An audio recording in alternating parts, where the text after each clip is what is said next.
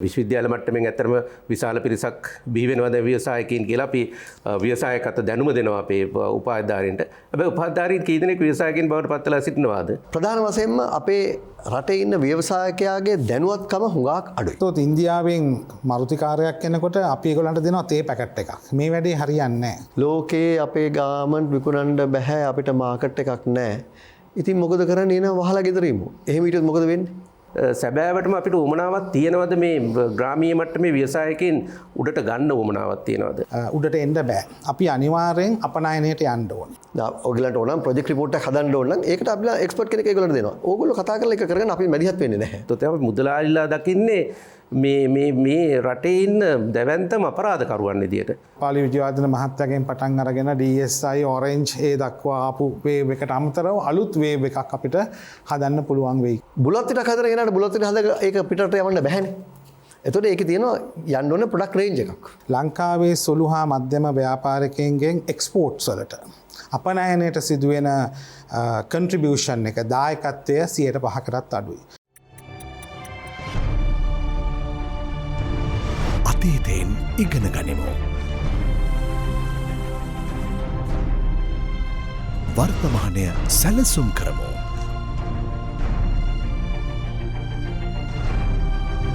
අනාගතය හැඩගස්වමු.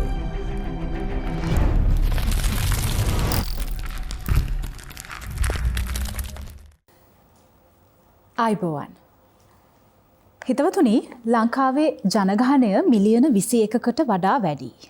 මිලියන 21කට වඩා වැඩි ජනගහනයක් ඉන්න අපේ රටේ ව්‍යවසායකින් ඉන්නේ 2.8ක් හෝ ඊට ආසන්න ප්‍රමාණයක් කියලා කියනවා. එහෙම බලද්දී ලංකාවේ ජනගහනයට සාපේක්ෂව ව්‍යවසායකින් ඉන්නේ ප්‍රතිශතයක් විදිහට ඉතා අඩු ප්‍රමාණයක්, ස්වල්ප වූ ප්‍රමාණයක්. හැබැයි රටක ධනය උත්පාදනය කරන්නේ ව්‍යවසායකින්. රටක ධනය උත්පාදනය කරන්නේ ව්‍යවසායකින් නම් අපේ රටේ ජනගහනයට සාපේක්ෂව ව්‍යවසායකින් ඉන්නේ පුංචි ප්‍රමාණයක් නම් අපේ රටේ ව්‍යවසායකත්වය කියන්නේ සවිබල ගැන්විය යුතු ක්ෂේත්‍රයක්. ව්‍යවසායකයා කියන්නේ කතා බහට ලක් විය යුතු අතහිත ලබා දිය යුතු පුද්ගලෙක්. හැබැයි අපේ රටේ ওই කාරණාව ওই ආකාරයෙන් සිද්ධ වෙනවද? ලෝක බලවතාගේ සිට ලෝකයේ දියුණුයයි සම්මත රටවල ව්‍යවසායකත්වයට සහ ව්‍යවසායකයා වෙනුවෙන් ලබා දී ඇති පහසුකම්, සවිබල ගැන්වීමේ හැකියාවන් සහ ඔවුන්ට තියෙන අවස්ථා අපේ රටට සාපේක්ෂව බලද්දී ඉතාම විශාලයි. හැබැයි අපේ රටේ ව්‍යවසායකයා කවදත් දැඩි පීඩනින් තමන්ගේ ක්ෂේත්‍රය ජයගත්ත පුද්ගලයෙක්. ඒ වගේම තමයි පවතින වසංගත තත්ත්වය තුළ අපේ රටේ ව්‍යවසායකයා කබලෙන් ලිපට වැටුනාය කියා බොහෝ දෙනෙක් කියනවා. ඒ නිසා අපි කල්පනා කරා අද කාලාත්‍රයේ කතා බහස් තුළින් අපේ රටේ ව්‍යවසායකයා ගැන කතා කරන්න.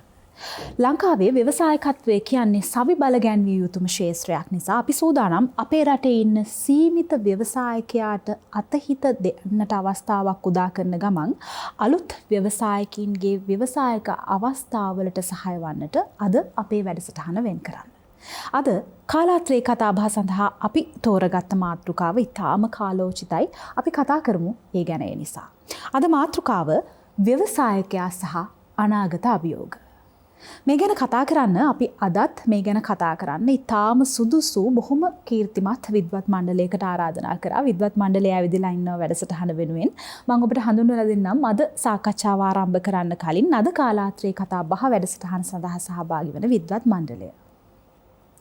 අද කාලාත්‍රයේ කතාබහ වැඩසටහන සඳහා අපි ආරාධනා කරා ශ්‍රී ලංකා සුළු හා මධ්‍ය පරිමාණ ව්‍යාපාරිකයන්ගේ සංගමේ සභාපතිතුමාට මහාචාර්ය රොහාන්ඩි සිල්වා මහතාට. ඒත් එක්කම අද වැඩසටහන සඳහා දායකත්වය ලබා දෙනවා ශ්‍රී ජයවර්ධනපුර විශ්වවිද්‍යාලයේ ජ්‍යෙෂ්ඨ මහාචාර්ය මයුර සමරකෝන් මහතා. ඒත් සමගින් අද කාලාත්‍රයේ කතාබහ වැඩසටහන සඳහා අපි ආරාධනා කරා ශ්‍රී ලංකා වාණිජ සහ කර්මාන්ත මණ්ඩල සම්මේලනයේ මහලේකම් සහ ප්‍රධාන විධායක නිලධාරී අජිත් ඩී පෙරේරා මහතාට. තිදෙනාටම ආයුබෝවන්. මහාචාර්ය මයුර මහත්මයාගෙන් සාකච්ඡාව පටන් ගන්න කල්පනා කළේ. මහාචාර්යතුමා අපේ රටේ ජනගහනයට සාපේක්ෂව ව්‍යවසායකින් හරි අඩුයි කියලා කියනවා. ඒ වගේම තමයි අපේ රටේ රැකියා කරන්න කැමති පිරිස වැඩි. ව්‍යවසායකත්වයට එකතු වෙන්න, ව්‍යවසායකයෙක් වෙන්න කැමති අය බොහොම අඩුයි. ඇයි ඒ? අපේ රටේ ව්‍යවසායකයන් අඩුද කියන එක පිළිබඳව නම් ගැටලුවක් තියෙනවා. එකක් ව්‍යවසායකයන් සමහර ව්‍යවසායකයන් ඉන්නවා ඔවුන් දන්නේ ඔවුන් ව්‍යවසායකයන් කියලා. එහෙම එකකුත් තියෙනවා. ඒකට දැන් ව්‍යවසායකයන් කියලා අපි දැනට අපි හඳුන්වන්නේ යම්කිසි නිෂ්පාදනයක් කරන ඒ නිෂ්පාදනයට නමක් තියෙන ඊගාවට ඒක ලියාපදිංචි අංකයක් තියෙන අය තමයි අපි ගොඩක් වෙලාට ව්‍යවසායකින් විදිහට අපි හඳුන්වලා තිබෙන්නේ. එතකොට ඒ අනුව අපේ රටේ ඉතාමත්ම ඉහළ ධනවතුන් වූ ව්‍යවසායකින් ඉන්නවා. ඒ වගේම සාමාන්‍ය ගම්මට්ටමේ සාමාන්‍ය ව්‍යවසායකින් ඉන්නවා. හැබැයි මේ අතරෙම ඉන්නවා තවත් ව්‍යවසායකින් පිරිසක්. ඔවුන් ව්‍යවසායකින් කියලා හඳුනාගෙන නැහැ. ඒ තමයි අපේ ගොවීන්. එතකොට අපේ තාමත් යන්නේ අපි තාමත් ඔවුන්ට ව්‍යවසායකත්ව මානසිකත්වයක් ඇති කරලා නැහැ. විශේෂයෙන්ම කෘෂිකර්මයේ කියන එක අද යන්නේ යපුම් මට්ටමේ කෘෂිකාර්මික ක්‍රමයක් තමයි තියෙන්නේ. එදිනෙදා සාමාන්‍යයෙන් බී ටික තිබෙන මිලකට විකුණන ගොවීන් ව්‍යවසායකින් පිරිසක් තමයි අපිට දකින්න ලැබෙන්නේ. එතකොට මෙන්න මේ කෘෂිකර්මය කියන එක අපි ව්‍යවසායකත්වයේ කියන එකෙන් අපි ලංකාවේ අයින් කරලා තියෙනවා. ඒ නිසාම ගොවියා පිළිබඳව සෑම දේශපාලන ඡන්ද ව්‍යාපාරයකදීම ප්‍රධාන මාතෘකාව බවට පත් වෙලා තිබෙනවා ගොවියා ඉන්න තත්ත්වය නගා සිටුවීම කියලා. හැබැයි ගොවියා ඉන්න තත්ත්වය නගා සිටුවීම කියන එකෙන් අදහස් වෙන්නේ සුබ සාධනමය කටයුත්තක් කරා යොමු වෙනවා මිසක් ඔවුන් ව්‍යවසායකින් බවට පත් කිරීම නෙමෙයි.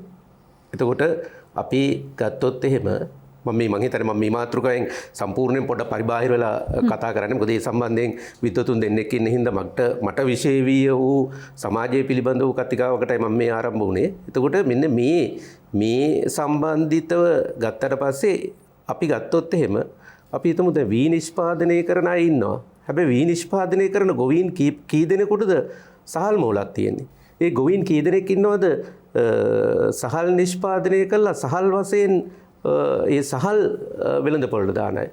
එතකොට දැන් ඔබ සඳහන් කරා පූර්විකායේදීම මුදල් ලංකාවේ මුදල් උත්පාදනය කරන අය තමයි ව්‍යවසායකින් කියලා. පොඩි පුංචි පහේ මට පොඩි ගැටලුවක් ආවා. ඒ කියන්නේ මුදල් උත්පාදනය කරන තව පිරිසක් ඉන්නවා. සමා වෙන මහාචාර්යතුමා මගේ පූර්විකාවේ කිව්වේ ලංකාවේ පමණක් නෙවෙයි රටක මුදල් උත්පාදනය කරන්න ව්‍යවසාය කියලා. නමුත් ඒ ඩෙෆිනිෂන් එක සම්බන්ධයෙන් නිර්වචනය සම්බන්ධයෙන් රටක අපි ගත්තොත් එහෙම අපේ රටේ විශාල මුදල් උත්පාදනය කරන්නේ ඔය විදේශගත වෙලා ඉන්න ශ්‍රමිකයන්. එතකොට ඒ අය තමයි විශාලතම උත්පාදකයන් බවට පත් වෙලා සිටින්නේ. ඊට පස්සෙ තමයි ඒක ඇඟලුම් ව්‍යාපාරය සහ අනෙකුත් ව්‍යාපාර කාලානුරූපව වෙනස් වෙනවා. එක දෙක කියන තැන් වල තරංකාරීව යනවා. ඉතින් මෙන්න මේ වගේ තත්වයකදී දැන් අර කෙසේ හෝ උඩට එන ව්‍යවසායකයා ආරක්ෂා වෙනවා. හැබැයි අර යට ඉන්න ව්‍යවසායකයන් සමහරලාට ඇති වෙලා නැති වෙන තත්ත්වයක් තියෙන්නේ. ඒ මං හිතන්නේ අපේ ව්‍යවසායකත්ව දැනුම කියන එක කොතනකදී හරි ඒ ග්‍රාමීය මට්ටමට යන එක කොතනකදී හරි හිර වෙලා තියෙනවා.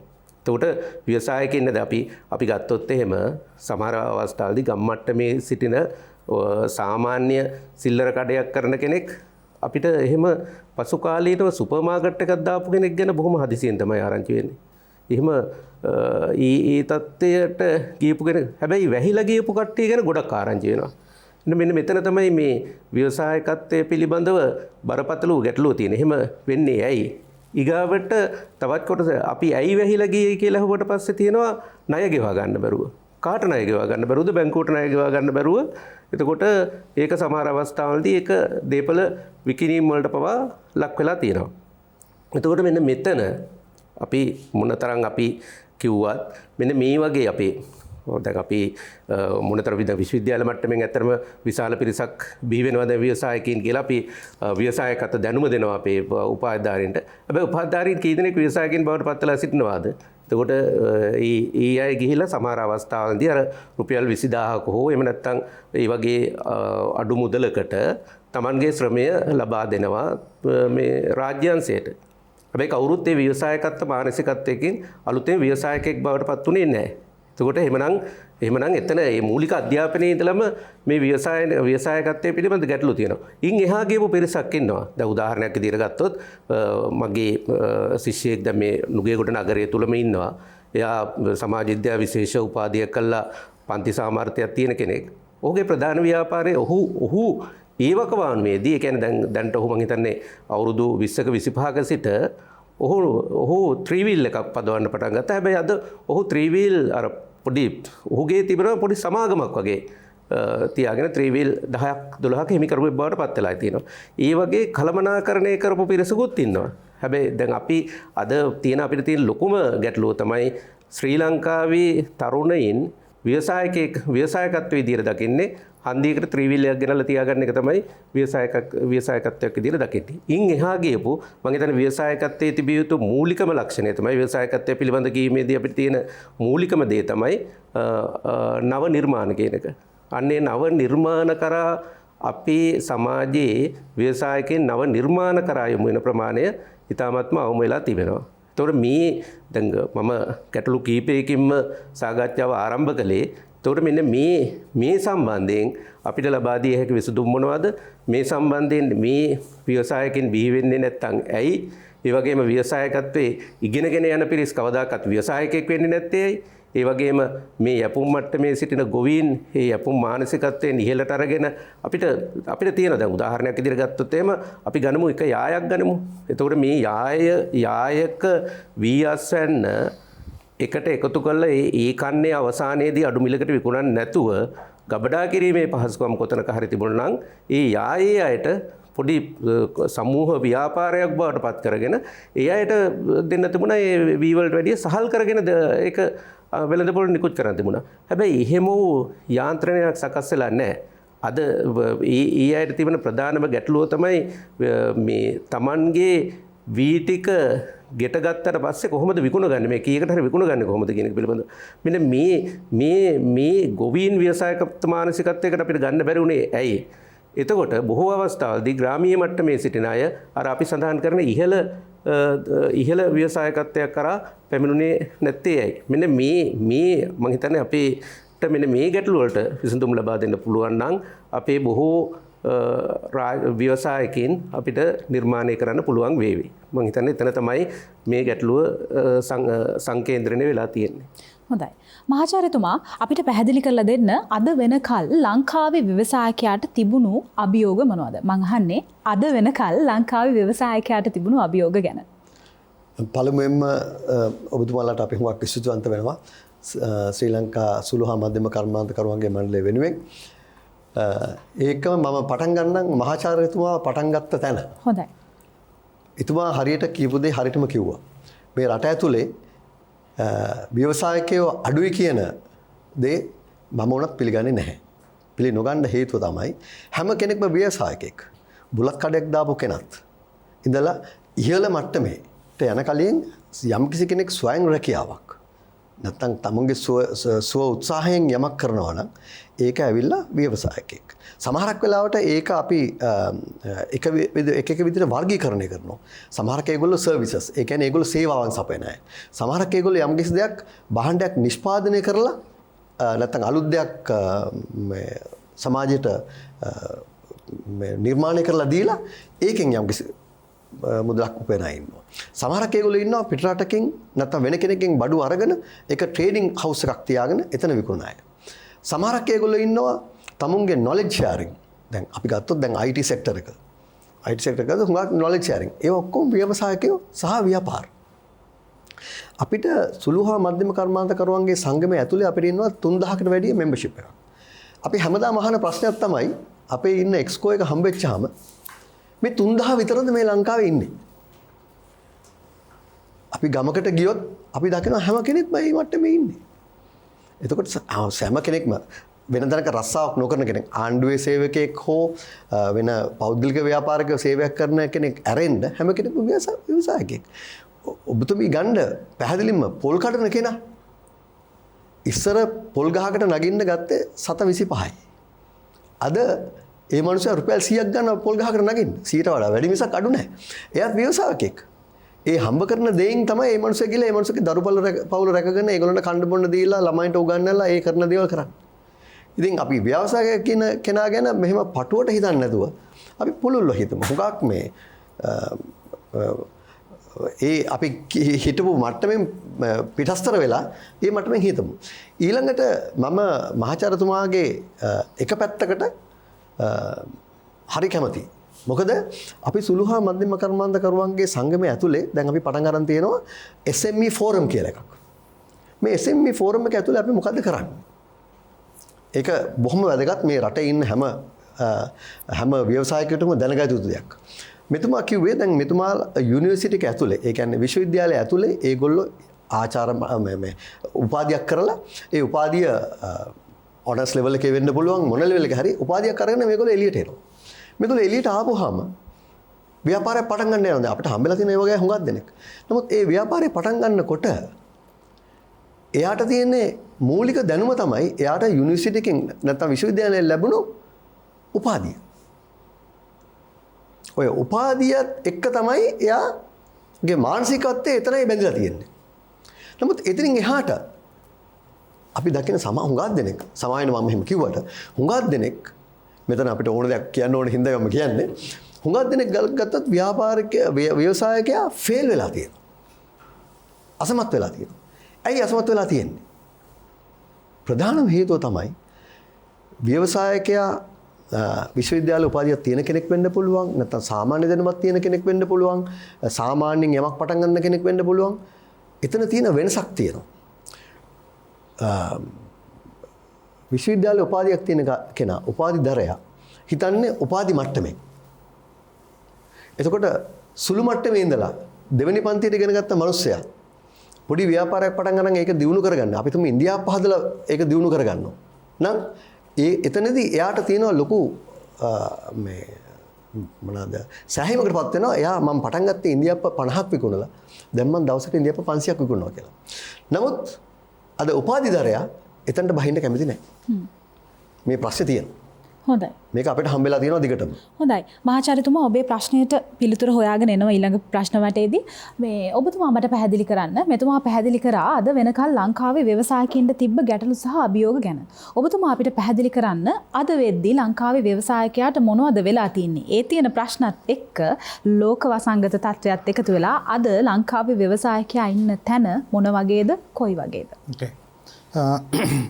මම ඉස්සෙල්ලම ස්තුතිවන්ත වෙන්න කැමති චරණ TV ආයතනයට ශ්‍රී ලංකා වාණිජ හා කර්මාන්ත මණ්ඩල සම්මේලනයට අද මේ සාකච්ඡාව සඳහා පැමිණෙන්න කියලා ආරාධනය කිරීම ගැන. ඔබතුමියගේ ප්‍රශ්නයට මම උත්තරයක් දෙන්න ඉස්සෙල්ලා පොඩ්ඩක් සමස්තයක් වශයෙන් ගත්තොත් ව්‍යවසායකයා කීමේ පිළිමේදී ඔහු පිළිබඳව යම් කිසි ඩෙෆිනේෂන් එකක් නිර්වචනයක අවශ්‍යතාවය මං හිතන්නේ මතුවෙනවා. ඒ සම්බන්ධයෙන් විවිධ කතිකාවල් ලංකාවෙත් ලොව පුරාත් තියෙනවා. අපි වාණිජ හා කර්මාන්ත මණ්ඩල සම්මේලනයේ විදිහට අපි අපේ ඩෙෆිනේෂන් එක තමයි නිර්වචනය තමයි ව්‍යවසායකයෙක් කියලා කියන්නේ සුවිශේෂ පුද්ගලයෙක් සුවිශේෂ මෙහෙවරක් වූ සමාජයට කරනවා. ඒ සමාජයට මේ මෙහෙවර කිරන්න මම නිකන් උදාහරණයක් දෙන්නම්. එක්සත් ජාතීන්ගේ සංවිධානයේ තිරසර සංවර්ධන අරමුණු 17ක් SDG goals 17ක් ලෝකයට ප්‍රකාශයට පත් කරලා තියෙනවා. ඒකේ පළවෙනි එක තමයි no poverty. දුප්පත්කම නැති ලෝකයක්. දෙවෙනි එක තමයි no hunger. ඒ කියන්නේ කුසගින්න නැති ලෝකයක්. එවැනි ලෝකයක් ගැන අපි හිතනවා නම් එවන්නක් නිර්මාණය කරන්න පුළුවන් වෙන්නේ රටකට සාමාන්‍යයෙන් රටක් ක්‍රියාත්මක කරන ක්‍රියාමාර්ග දෙකක් තියෙනවා. එකක් තමයි මුදල් අච්චු ගහන එක. නමුත් ඒක බොහොම తాවකාලික උපාය මාර්ග වශයෙන් බොහොම සුළු මේකක් පමණයි. අනිත් එක තමයි you do business and create wealth for the nation. ඔබ කියන්නේ බිස්නස් එකක් කරලා ව්‍යාපාරයක් කරලා මේ රටට ඕන කරන ධනය ඉපදිය යුතුයි කියන එක. නමුත් ඒ පණිවිඩය එතකොට එතන තියෙනවා ව්‍යාපාරිකයෙක්ගේ තියෙන වැදගත්කම. නමුත් ඒ වැදගත්කම ඒ රටට ජනතාවට ඒ තරම් හැඟීමක් නැහැ. ඒක නිසාම එකක් දැන් මම හිතන්නේ මේ මහාචාර්යවරු දෙදෙනාගේම යම්කිසි මැසිවිල්ලක් තිබුණා මේ ව්‍යාපාරිකයන්ගේ ඇයි බිහි වෙන්නේ නැත්තේ කියන එක ගැන.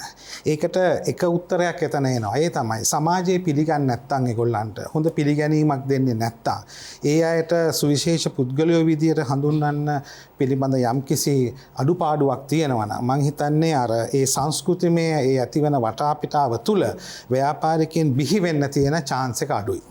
ඒක එක හේතුවක්. මොකද ඔවුන්ට තියෙන පිළිගැනීම. ඔවුන්ට තියෙන මොකක් හෝ අඩුපාඩුවක් වුණොත් පත්තරවල බොහොම ලොකුවට යනවා. නමුත් මේ ආයතනය කරපු සේවය කී දෙනෙකුට රස්සාවල් දුන්නද කී කොච්චර ජාතික ධනය නිපදවීමට එක්ස්පෝර්ට්ස් තුලින් ගෙනාවද කියන එක පිළිබඳව අඩුවෙන් තමයි අත් වශයෙන්ම කතා කරන්නේ. ඒක එක පැත්තක්. ඊළඟ එක තමයි අභියෝග විදිහට ගත්තොත් මම හිතනවා ලංකාවේ මම හිතන්නේ ඔයා හරි 2% වගේ තමයි ව්‍යාපාරිකයන් බිහි වෙලා තියෙන්නේ. ඒ ව්‍යාපාරිකයින් බිහි වෙන ප්‍රමාණය අපි ගත්තොත් ලියාපදිංචි සංඛ්‍යාවක් ගත්තොත් මම හිතන්නේ 1 මිලියන් විතර ලක්ෂ 10ක් විතර තියෙනවා. තවත් ලක්ෂ 10ක් විතර අනිවාර්යයෙන්ම ලියාපදිංචි නොවුණු තත්වයකත් ඉන්නවා. කෙසේ වෙතත් දැන් මේගොල්ලන්ගේ තියෙන කන්ට්‍රිබියුෂන් එක. දැන් ලංකාවේ ජනගහනය 21 මිලියන්. ඒ මිලියන් එක තුල බිස්නස් කරලා අපිට උඩට එන්න බෑ. අපි අනිවාර්යෙන් අපනයනයට යන්න ඕනේ. මොකද අපේ රට තුල දැන් චීනේ අති විශාල ජනගහනයක් ඉන්නවා. ඉන්දියාවේ අති විශාල ජනගහනයක් ඉන්නවා. ඒකෙදී ඒ තියෙන ඩොමෙස්ටික් මාකට් එක තුලින් ගෘහස්ත ඒ කියන්නේ මේ දේශීය වශයෙන් කරන මේවා තුලින් ට්‍රේඩ් එක තුලින් යම්කිසි ප්‍රමාණයක් දලදේශික නිෂ්පාදනයට එකතු වෙනවා. නමුත් ලංකාවේ එහෙම කරන්න බෑ. ලංකාවේ ඒක එක්ස්පෝර්ට් කරන්න ඕනේ. එතකොට ලංකාවේ තියෙන ව්‍යාපාර වලින් 52%ක් සුළු හා මධ්‍යම කියන්නේ සුළු හා මධ්‍යම ව්‍යාපාරිකයින්. නමුත් 75%ක් පමණ ලංකාවේ තියෙන්නේත් මෙන්න මේ වගේ අය. එකක්. ඊළඟ එක තමයි ප්‍රධානම ගැටලුව මම දකින්නේ ලංකාවේ සුළු හා මධ්‍යම ව්‍යාපාරිකයන්ගෙන් එක්ස්පෝර්ට්ස් වලට අපනයනයට සිදුවෙන කන්ට්‍රිබියුෂන් එක දායකත්වය 5%කටත් අඩුයි. චීනය වගේ රටවල් 55%ක්. තායිලන්තේ 40%ක්. අසල්වැසි ඉන්දියාවේ 30%ක් විතර. එතකොට අපිට මේ වගේ ඇයි අපිට එක්ස්පෝර්ට් කරන්න බැරි? ලංකාවේ කරන එක්ස්පෝර්ට් වලින් 80%ක් මහා පරිමාණයේ කම්පැනිස් 300කින් විතර තමයි කරන්නේ. ඒතර ඇයි මේ ව්‍යාපාරිකයාට මේ තියෙන අභියෝග මම දකින්න යන්නේ එතන මම දකින හැටියට මූලික ප්‍රාග්ධනය සපයා ගැනීමේ ප්‍රශ්න තියෙනවා. ඊළඟට දැනුම පිළිබඳව ඒ පිළිබඳ තියෙන අවස්ථා පිළිබඳව විශාල ප්‍රශ්න තියෙනවා. අනිත් එක තමයි සංස්කෘතිමය වශයෙන් ඔවුන්ට තියෙන පිළිගැනීම පිළිබඳව යම් ප්‍රශ්න තියෙනවා. මම දකින්නේ ඒ තුන පදනම් කරගෙන තමයි අපි ඉදිරියට යන්න ඕනේ ඒකට උත්තර දීම තුලින්. ඒ වගේම COVID-19 අති විශාල බලපෑමක් එල්ල කරා. ඉතින් මෙතෙන්දී සෝෂල් ඩිස්ටන්සින් කියන එකත් එක්ක අපිට නව මං සොයන්න වෙනවා ඒක තියාගෙන බිස්නස් කරන්නේ කොහොමද කියන එක. මම හිතන්නේ උත්තරය තියෙන්නේ ඩිජිටල් තාක්ෂණය තුල. එතකොට කොහොමද ව්‍යාපාරිකයන් මේකට පුරුදු වෙන්නේ? එකපාර කිව්වා කියලා ගහෙන් ගෙනියන්න වගේ හෙට ඉඳන් ඩිජිටල් තාක්ෂණය ගේන්න කියලා ඒක වෙන්නේ නැහැ. ප්‍රායෝගික ගැටලු නැද්ද අපේ වගේ රටක අපේ රටේ අපි කතා කරන්නේ මහා පරිමාණ ව්‍යවසායක ආරම්භය විතරක් නෙමෙයි පුංචි ව්‍යවසායකින් ඉන්නවා. ගමේ ඉන්දියාප ටිකක් විකුණන මිනිස්සයාට පොලේ එළවලු ටිකක් විකුණන ව්‍යවසායකයාට කොහොමද මේ ඩිජිටල් තාක්ෂණය අරගෙන යන්නේ? මේක ගැටලු සහගත තත්ත්වයක්නේ. එතන තමයි ප්‍රශ්නේ තියෙන්නේ. ලංකාවේ ජනගහනය 21 මිලියන් ඉන්නවා. SIM කාඩ් තියෙනවා 28 මිලියන් විතර. නමුත් ස්මාර්ට්ෆෝන්ස් තියෙන්නේ 5 මිලියන් වලට. එතකොට මෙන්න මෙතන තමයි ගැටලුව තියෙන්නේ. ඒතකොට අපිට ඒකට ඒ ඕන කරන පදනම අපි හදන්න ඕනේ. සුළු හා මධ්‍යම ව්‍යාපාරිකයින්වත් ව්‍යවසායකයන් එතනට ගේන්න ඕනේ. ඒ සඳහා මම හිතන්නේ ඕන කරන වැඩපිළිවෙලක ඒ අවශ්‍යතාවය තියෙනවා. ඒ ඩිජිටල් තාක්ෂණය තුලින් තමයි මේ COVID-19 කියන එක එකට විරුද්ධව ඒකට මේ මිටිගේට් කරන්න පුළුවන් වෙන්නේ. ඒකට ගේන්ස් නැගී සිටින්න පුළුවන් වෙන්නේ ඩිජිටල් තාක්ෂණය තුලින්. ඉතින් මෙතෙන්දී තාක්ෂණය ගේමේදී අපේ කල්චර් එකත් වෙනස් වෙන්න ඕනේ. මොකද කල්චර් එකක් කියන්නේ way of doing things. අපි කොහොමද අපි ඇවිල්ලා කරන විදිහේ විලාසය වෙනස් වෙන්න ඕනේ. ඉතින් මම හිතනවා මේ තාක්ෂණය නිකම්ම එකපාර ගේන්න බෑ. ඒ සඳහා විද්‍යානුකූල වැඩපිළිවෙලක් පෞද්ගලිකාංශය විශේෂයෙන්ම සුළු හා මධ්‍යම පරිමාණ ව්‍යාපාරිකයින්ට එක හඳුන්වා දෙන්න. ඒගොල්ලන්ව ඒකට පුහුණු කරන්න මම හිතන්නේ සුවිශේෂ මෙහෙවරක් කළ යුතු තියෙනවා. මම දකින අභියෝගයන් ටික තමයි සමස්තයක් වශයෙන් ගත්තොත් එකක් තමයි කාරක ප්‍රාග්ධනය, දැනුම, සංස්කෘතිකමය වශයෙන් තියෙන ඒ කියන්නේ නෙගටිව් තින්කින් සහ අපි කොහොමද ඩිජිටල් තාක්ෂණය ග්‍රහණය කරගන්නේ. මෙන්න මේ ටික ඉතා වැදගත්. අපි ඉදිරියට යෑම ගැන අනාගත අභියෝගයන් ගැන අපි යනවනම් මං හිතන්නේ මේක අපි කොහොමද හරියට පරිශීලනය කරන්න කියන එක තමයි මත තමයි අපේ අනාගතය රඳා පවතින්නේ.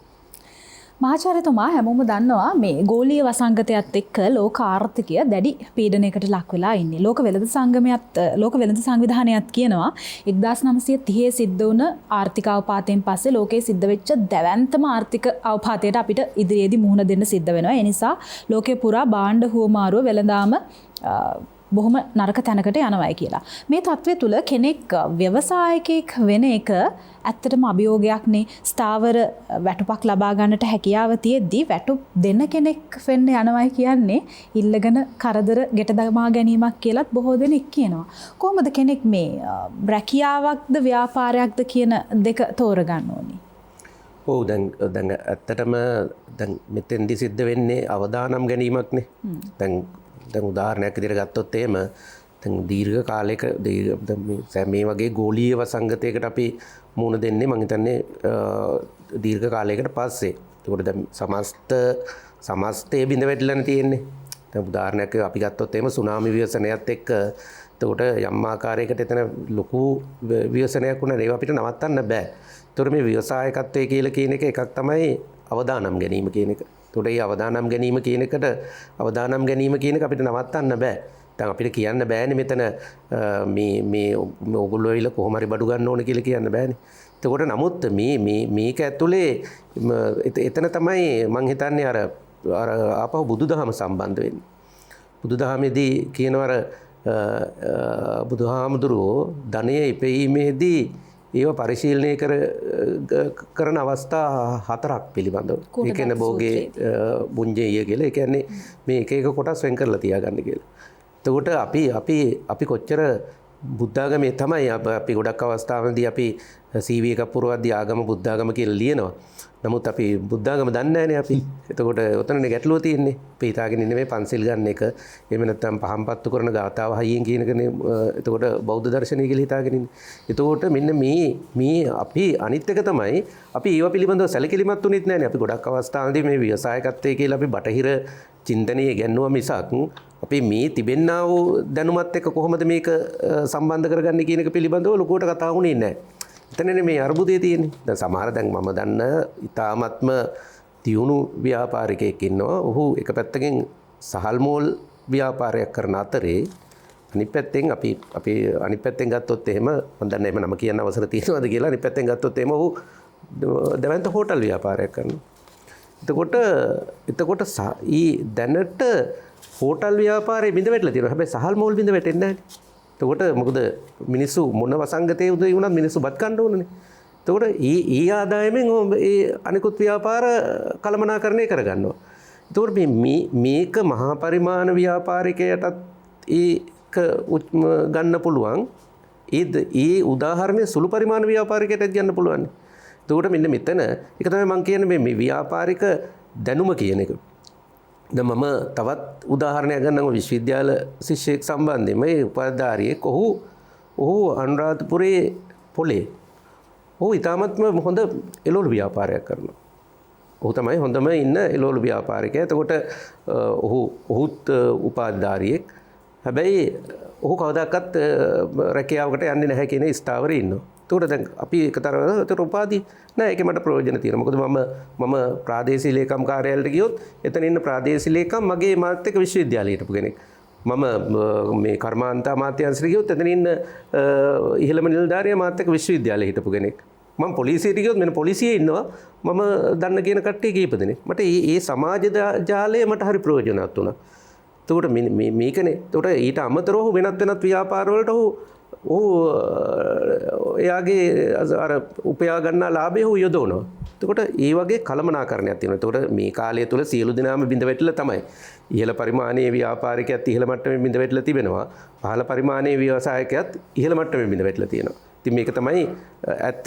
ඊගාවට ඇයි අපිට මේ ගෝලීය වසංගතයත් එක්ක මම හිතන්නේ මේ අපේ අජිත් පෙරේරා මහත්තයා කියපු වගේ ඩිජිටල් වෙළඳ පොලකට යන්න බැරි අය.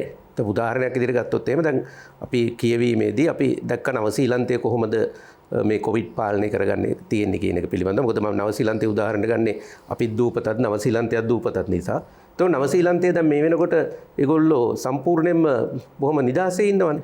ඒකට දැන් නමුත් අපි පළවෙනි එකට වැඩිය දැන් දෙවෙනි එකේදී අපි බොහොම අසීරු තත්යකට ගිහිලා තියෙනවා. ඒතකොට නවසීලන්තයේදී ඒගොල්ලෝ කර්ෆියු දාන්න ඒගොල්ලෝ කරන්නේ ලොක්ඩවුන් කරන එක. ඒකට ලොක්ඩවුන් කරනවා. හැබැයි දැන් මට ගෙදර ඉඳගෙන මට පුළුවන් ළඟම තියෙන සුපර් මාකට් එකට යන්න පුළුවන්. නැත්නම් මට SMS එකක් යවන්න පුළුවන්. මෙන්න මේ බඩු ටික මට සූදානම් කරලා තියන්න. ඒතර මගේ වාහනේ නම්බර එක කිව්වට පස්සේ ඒගොල්ලෝ ඇවිල්ලා සුපර් මාකට් එකෙන් බඩු ටික දාලා මම කාඩ් එකෙන් පේ කරලා එනවා. අපිට එහෙම බෑනේ. අපිට බෑ. SMS එකක් යවන්න පුළුවන්. බඩු ටිකත් ලැබෙයි. හැබැයි බඩු ටිකේ ගුණාත්මක භාවය පිළිබඳව කිසිම ආකාරයක විශ්වාසයක් තියන්න බෑනේ. අර නවසීලන්තයේදී 100% විශ්වාසයි ඒ ලැබෙන පාර්සලය ඇතුලේ තැළුණු තක්කාලි නැහැ කියලා. එහෙම නැත්නම් නරක් වූ මාළු නැහැ කියලා විශ්වාසයි. හැබැයි අපිට එහෙම විශ්වාසයක් තියන්න බෑනේ. එතකොට මෙන්න මෙතන තිබෙනවා ව්‍යවසායකත්වයේ ගුණාත්මක භාවය පිළිබඳ ගැටලුවකුත් තියෙනවා. එතකොට අර ඕක නිසා තමයි අර මොකද්ද පරණ කතාවක් තියෙන්නේ බාගෙන කන්න තියෙන වල ඉහගෙනම කනවා කියලා. එතකොට මේවත් මේ ව්‍යවසායකත්ව ගති ලක්ෂණ වලට එන්න ඕන. එතකොට ඒ හරහා තමයි අපිට සිද්ධ වෙන්නේ මේ ව්‍යවසායකයන් පිළිබඳ ව්‍යවසායකත්ව මානසිකත්වයන් පිළිබඳව සාකච්ඡා කරන්න සිද්ධ වෙලා තියෙන්නේ. මොකද දැන් අපි අපනයන වෙළඳ පොලක් පිළිබඳව කතා කරාට අපි දේශීය අවශ්‍යතාවයන් වලටත් අවශ්‍ය නිර්මාණ කරගන්න බැරි වෙලා තියෙනවානේ. හොඳම උදාහරණය වෙසක් එකට අපි පත්තු කරන අර මොනවාද අර වෙසක් බල්බෙල්. මේ බල්බෙල් අපි හිතාගෙන ඉන්නවා මේ කොළ රතු තියෙනකොට මේ බුදුරැස් වලල්ලේ පාට කියලා නෑ. ඒක අර චීන මකරාගේ වාර්ෂික වෙන පාට මිසක් ඒ චීනෙන් එන බල්බෙල් මිසක් අඩුතරමින් ඒ බල්බෙලක් අපිට නිෂ්පාදනය කරගන්න බැරි වෙලා තියෙනවානේ. හැබැයි අපිට මේ ලංකාවේ සියලුම දේවල් නිෂ්පාදනය කරන්න බෑ. ඒකත් අපි පිළිගන්න ඕන. අපිට කවුරු මොනවා කිව්වත් අපිට ඔය සියලුම දේවල් නිෂ්පාදනය කරන්න බෑ. අපි තීරණය කරන්න ඕන අපිට මොනවද නිෂ්පාදනය කරන්න පුළුවන් වෙන්නේ, අපිට මොනවද අපනයනය කරන්න පුළුවන් වෙන්නේ. එහෙම නැත්නම් අපි ආනයනය කරන එක ඊට වැඩිය ලාභදායක වෙන්නේ මොනවද කියන එක පිළිබඳව අපි තීරණය කරන්න ඕන. එතකොට ඒක තමයි අර ඒ රාජ්‍ය ප්‍රතිපත්තිත් එක්ක තමයි ව්‍යවසායකින් ගම්මට්ටමින් බිහි වෙන්න පටන් ගන්නෙ. අනිත් එක තමයි අර ඉතාමත් හොඳ කතාවක් කිව්වා ආකල්ප. අපි ව්‍යවසායකෙක් අපි මුදලාලි කෙනෙක්. දැන් උදාහරණයක් විදිහට ගත්තොත් අපි මුදලාලිලා දකින්නේ මේ රටේ ඉන්න දැවැන්තම අපරාධකරුවන් විදියට. දැන් ඉහළ පරිමාණයේ අපි හඳුනන එක අපි කියන්නේ දැන් තියෙන අලුත්ම වචනේ මාෆියා කියන එක. සහල් මාෆියාව නොඑක ආකාරයේ මාෆියා කියන. හැබැයි මේ මාෆියා කියලා කියන්නේ දියුණු ව්‍යවසායකයට. උතරනේ ගැටලුව තියෙන්නේ. ඒතොර ගම්මට්ටමේදී සමහර අවස්ථාවලදී දියුණුවේ පුජ්‍යලේ දියුණුලා එනවා නම් එතරම් බරපතල වූ ප්‍රශ්න තියෙනවා මේ මිනිස්සුන්ට. ඒතොර මෙන්න මේ ආකල්පීය සංවර්ධනය කියන එකත් මේ ව්‍යවසායකත්වයත් එක්ක තියෙන ඉතාමත්ම හොඳ බැඳී ගිය දෙයක්. හොඳයි අපි සෝදානම් කාලාත්‍රේ කතාබහ තුළින් විරාමයක් ලබා ගන්න. විරාමයෙන් අනතුරු අපි තව දුරටත් මේ ගැන කතා කරනවා.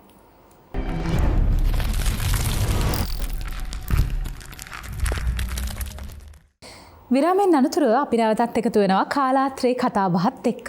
අද මාතෘකාව ව්‍යවසායකයා සහ අනාගත අභියෝග. අජිත් මහත්මයා මේ අපි ව්‍යවසායකින් මුහුණ දෙන අභියෝග ගැන කතා කර හිටියේ.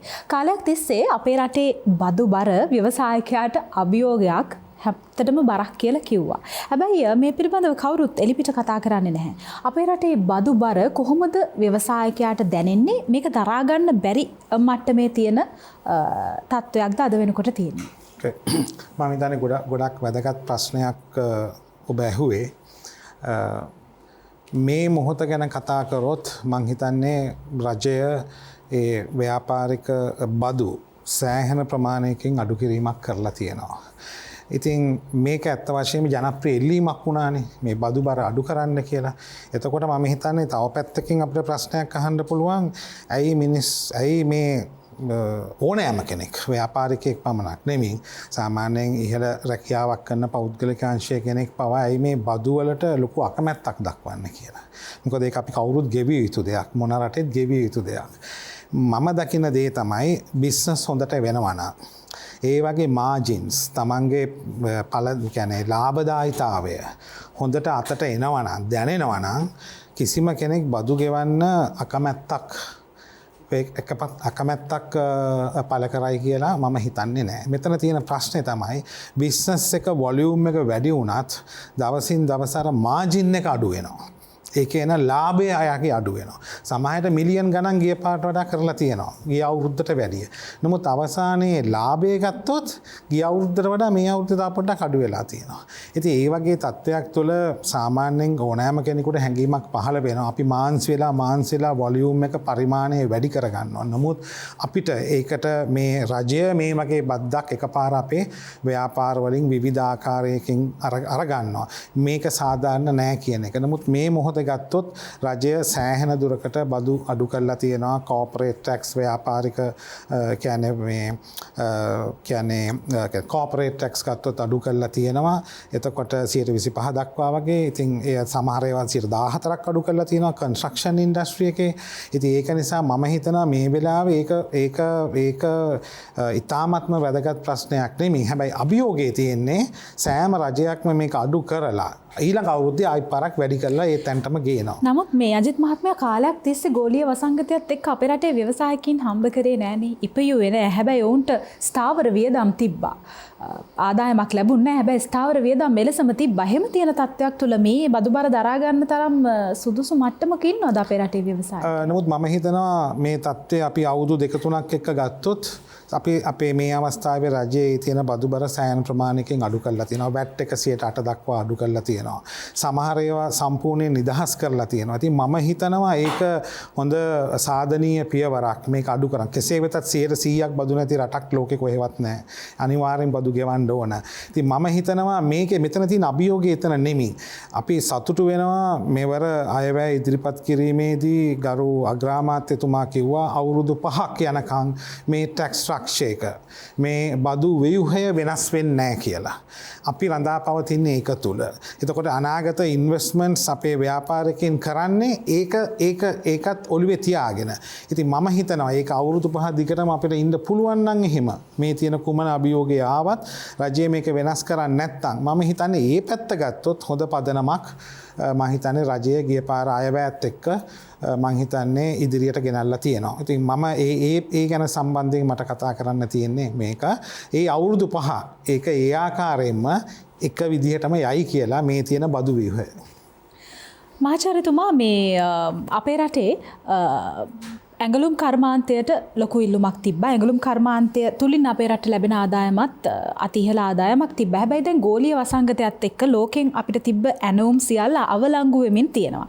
මේ තත්ත්වය කොහොමද මේ මහා පරිමාණ ඇඟලුම් ව්‍යවසායකයාගේ සිට කුඩා කර්මාන ඇඟලුම් ව්‍යවසායකයා දක්වා දැනෙන්නේ? වගේම මේ අපේ රටේ ආර්ථිකයට කොහොමද මේ කාරණාව බලපාන්නේ? හොඳයි. ඒ ප්‍රශ්නට එන්න ඉස්සෙල්ලා මම පොඩ්ඩක් අපේ සංගමය ගැන පොඩි හැඳින්වීමක් කරන්න. ඒකෙන් ඔබතුමීට අවසර අවශ්‍යයි. අපි සුළු හා මධ්‍යම පරිමාණකරුවන්ගේ සංගමය පටන් ගත්තේ 1963. අවුරුදු 57ක් තිස්සේ අපි මේ සංගමය කරගෙන යනවා. හැබැයි බොහොම නිහඬව සේවයක් කරන්නේ. අපි මෙතුමාලගේ සංගමෙත් සමාජිකත්වය තියෙනවා. ඉතින් මෙතනදී අපි කරන්නේ අපි පාර්ලිමේන්තු එකේ පාර්ලිමේන්තුවේ විශේෂ පනතක් මගින් සම්මත වෙච්ච ආයතනයක්. එතකොට අපි මෙතනදී කරන්නේ සුළු හා මධ්‍යම පරිමාණ කරුවන්ගේ හැම ප්‍රශ්නයකදීම ඉදිරිපත් වෙලා ඒ වලට නිසි පිළියම් යොදා දීම. එතකොට අපේ ආයතනය ඇතුලේ ඉන්න මෙම්බර්ෂිප් එකට විතරක් නෙමෙයි පිටස්තර අයටත් අපි ඒකට උදව් කරනවා. එතකොට ඔබතුමීගේ ප්‍රශ්නයට එනකොට ගාර්මන්ට් සෙක්ටර් එක ඒ කියන්නේ ඇඟලුම් කර්මාන්ත සම්පූර්ණයෙන්ම කඩා වැටුණා. නමුත් අපි දැකපු දේවල් ගොඩක් තියෙනවා. ඒක ඇතුලේ ඇඟලුම් කර්මාන්තය ඇතුලේ හිටපු ඒගොල්ලෝ තව දේවල් වලට යන්න පටන් ගත්තා. සමහරක් ආයතන මාස්ක් හදන්න පටන් ගත්තා. සමහරක් ආයතන ඒ වගේ ඒ වලට අදාළ දේවල් හදන්න පටන් ගත්තා. එතකොට එතන තියෙන්නේ මොකද්ද? ඉනොවේටිව් තින්කින්. ඒගොල්ලෝ වෙන දෙයක් ගැන හිතුවා. ඒ කියන්නේ එතනදී අර මේ මහත්මයා කිව්වා වගේ පොසිටිව් තින්කින් එහෙම් පිටින්ම ඇප්ලයි වුණා. ඉතින් මේ රට ඇතුලේ ඉන්න ව්‍යවසායකයා ලේසින් සැලෙන මිනිසෙක් නෙමෙයි. වැටෙන මිනිසෙක් නෙමෙයි. මම හිතන්නේ අතෑරපු අය කිව්වොත් එහෙම බොහොම සුළු කොටසක් ඉන්නේ. ඒක කියනවත් එක්කම මහාචාර්යතුමාගේ ප්‍රශ්නයේදී මම ටිකක් අවතීර්ණ වෙන්න ඕනේ එතනදී. ප්‍රධාන වශයෙන්ම අපේ රටේ ඉන්න ව්‍යවසායකයාගේ දැනුවත්කම හුඟක් අඩුයි. ඒක තමයි අපි SME ෆෝරම් කියලා එකක් පටන් අරන් තියෙන්නේ. ඒගොල්ලන් දැනුවත් කිරීම ලබා දෙන්න. ප්‍රධාන හේතුව මේකයි. ව්‍යාපාරයක් කරන්න යම්කිසි කෙනෙකුට ලේත් මැෂින් එක හොඳට වැඩ කරන්න පුළුවන්. ඒ මනුස්සයට ඒක හොඳට නිර්මාණය කරලා ඒක හදන්න පුළුවන් වෙනකොට ඒ මනුස්සයා බලනවා ණයක් අරගෙන හරි ලේත් මැෂින් එකක් අරගෙන එයා තනියම පටන් ගන්නවා. ඒක බොහොම හොඳයි. ඊට පස්සේ එයා දියුණු වෙනවා තව මැෂින් එකකට යනවා. ඒ ක්‍රමයට තමයි යන්නේ. නමුත් එයා තුල තියෙන දැනුම මොකද්ද මාකට් එක ගැන? එයා තුල තියෙන දැනුම මොකද්ද ෆයිනෑන්ෂල් මැනේජ්මන්ට් ගැන? ඒ කියන්නේ මුදල් කළමනාකරණය ගැන. එයා තුළ තියෙන දැනුම මොකද්ද ව්‍යාපාරයක් කළමනාකරණය ගැන? අන්න ඔය දේවල් අපේ රට ඇතුලේ සිද්ධ වෙන්නේ නැහැ. ඒ කියන්නේ එයාගේ දැනුමෙන් එයා යන්න ඕනේ. ඒතකොට එතනදී එයා මූණ පාන හැම ප්‍රශ්නයකදීම එයාට ඒ අභියෝගයට උත්තර හොයාගෙන යන්න ඕනේ. නමුත් ඒ කෙනාව දැනුවත් වුණා නම් ඒ දැනුවත් වීම මගින් එතුමා දන්නවා මොකද්ද කරන්න ඕනේ කියලා. දැන් ඒ තත්වයට විශේෂයෙන්ම අද පවතින රජය සෑහෙන එළිදක්මක් කරලා තියෙනවා. අපි මට මතකයි එක සැරයක් ගරු ජනාධිපතිතුමා හම්බෙච්ච වෙලාවේ අපි කිව්වා මේ SME සෙක්ටර් එකට ප්‍රතිපත්ති මාලාවක්. right? එතකොට එතුමා කිව්වා ඔව් බොහොම හොඳයි. එතකොට ඒ වෙලාවේ මිනිස්ටර් හිටියේ මිස්ටර් විමල් වීරවංශ වීරවංශ මහත්තයාට කිව්වා මේක පටන් ගන්න. ඉතින් අපිට මේ වගේ හුඟක් අවස්ථාවල් ලැබිලා තියෙනවා. ඔබතුමීගේ ප්‍රශ්නෙට මම හරි ප්‍රවේශයක් ගන්නවා නම් ගාමන්ට් සෙක්ටර් එක නැත්තම් ඇඟලුම් කර්මාන්තයේ වැටුණට අපිට පිටරටින් ඇනවුම් එන්නේ නැතිකොට අපි මොකද කරන්න ඕනේ? ඒක ලොකු ප්‍රශ්නාර්ථයක්. ඒ මොකද ගාමන්ට් ෆැක්ටරි එක සමහර ෆැක්ටරිස් වල 10යි 2000යි 3000යි වැඩ කරන්නේ. එතකොට ඒගොල්ලන්ට ඕඩර් නැත්තම් ඒ ළමයින්ට මොකද කරන්න ඕනේ? ඒ ළමයන් ගෙවල් වලට යවන්න ඕනේ. නැත්තම් ඒ ළමයින්ට පඩි ගෙවන්නේ කොහොමද? ඒක එක ප්‍රශ්නයක්. ඒ ප්‍රශ්නෙට විසඳුම හොයන්නේ කොයි ආකාරයකටද? ඒක හුඟක් දුරට තමුන්ගේ දැනුම මතින් තමුන්ට ගිය හැකියි. අර මම ඉස්සෙල්ලා කිව්වා වගේ සමහරක් ඇඟලුම් හදපු අය වෙන වෙන දේවල් හදන්න පටන් ගත්තා. වෙන වෙන ව්‍යාපාර වලට බැස්සා. මම දන්න එක්කෙනෙක් ඉන්නවා ඒගොල්ලෝ ටොයිස් හදන්න පටන් ගත්තා. soft toys. එතකොට ඒ වලින් ඒගොල්ලෝ හොඳට දිනු වුණා. ඒ වගේ මම දන්න එක්කෙනෙක් ඉන්නවා හොඳ උදාහරණයක් travel agent කෙනෙක්. අපිට කොහොමද හිතවත් කෙනෙක්. එයා පටන් ගත්ත ඉන්දියාප්ප විකුණන්න. එක දවසට ඉන්දියාප්ප 500කින් පටන් අරගෙන දැන් එයා ඉන්දියාප්ප 20000ක් හදනවා. මැෂින් ගෙනල්ලා ඒ එක කෙනාගේ ඉනොවේටිව් තින්කින්. ඉතින් මම දකින්නේ සමස්තයක් හැටියට ව්‍යාපාර කියන එක මෙතුමා කිව්වා වගේ කාභියෝගයක්. අනිවාර්යම අභියෝගයක්. ප්‍රස්තාරයක් ඇන්දොත් උඩ පහළ යන ප්‍රස්තාරයක් ඕක. දැන් මේ වෙලාවේ අපි පල්ලෙහාට ඇවිල්ලා තියෙන්නේ. නමුත් අපි උඩට යන්නේ කොහොමද කියන එක අපි හැම කෙනෙක්ම හිතනවා. ඒ හිතන තැන තමයි ඒ ව්‍යවසායකයාගේ තියෙන දක්ෂකම. එයාගේ තියෙන දැනුම. එයාගේ තියෙන එක්ස්පෝෂර් එක. ඒකට එයා අවතීර්ණ වෙලා තියෙන හැටි. ඉතින් එතනින් තමයි පටන් ගන්න ඕනේ. ඇඟලුම් කර්මාන්තය වැටුණයි කියලා රටේ ආර්ථිකයට බලපෑමක් ඇති වුණයි කියලා. මොකද අපේ රටට ෆොරින් එක්ස්චේන්ජ් එන්නේ නැහැ එතකොට. ඒවා විකිනෙන්නේ නැත්තම්.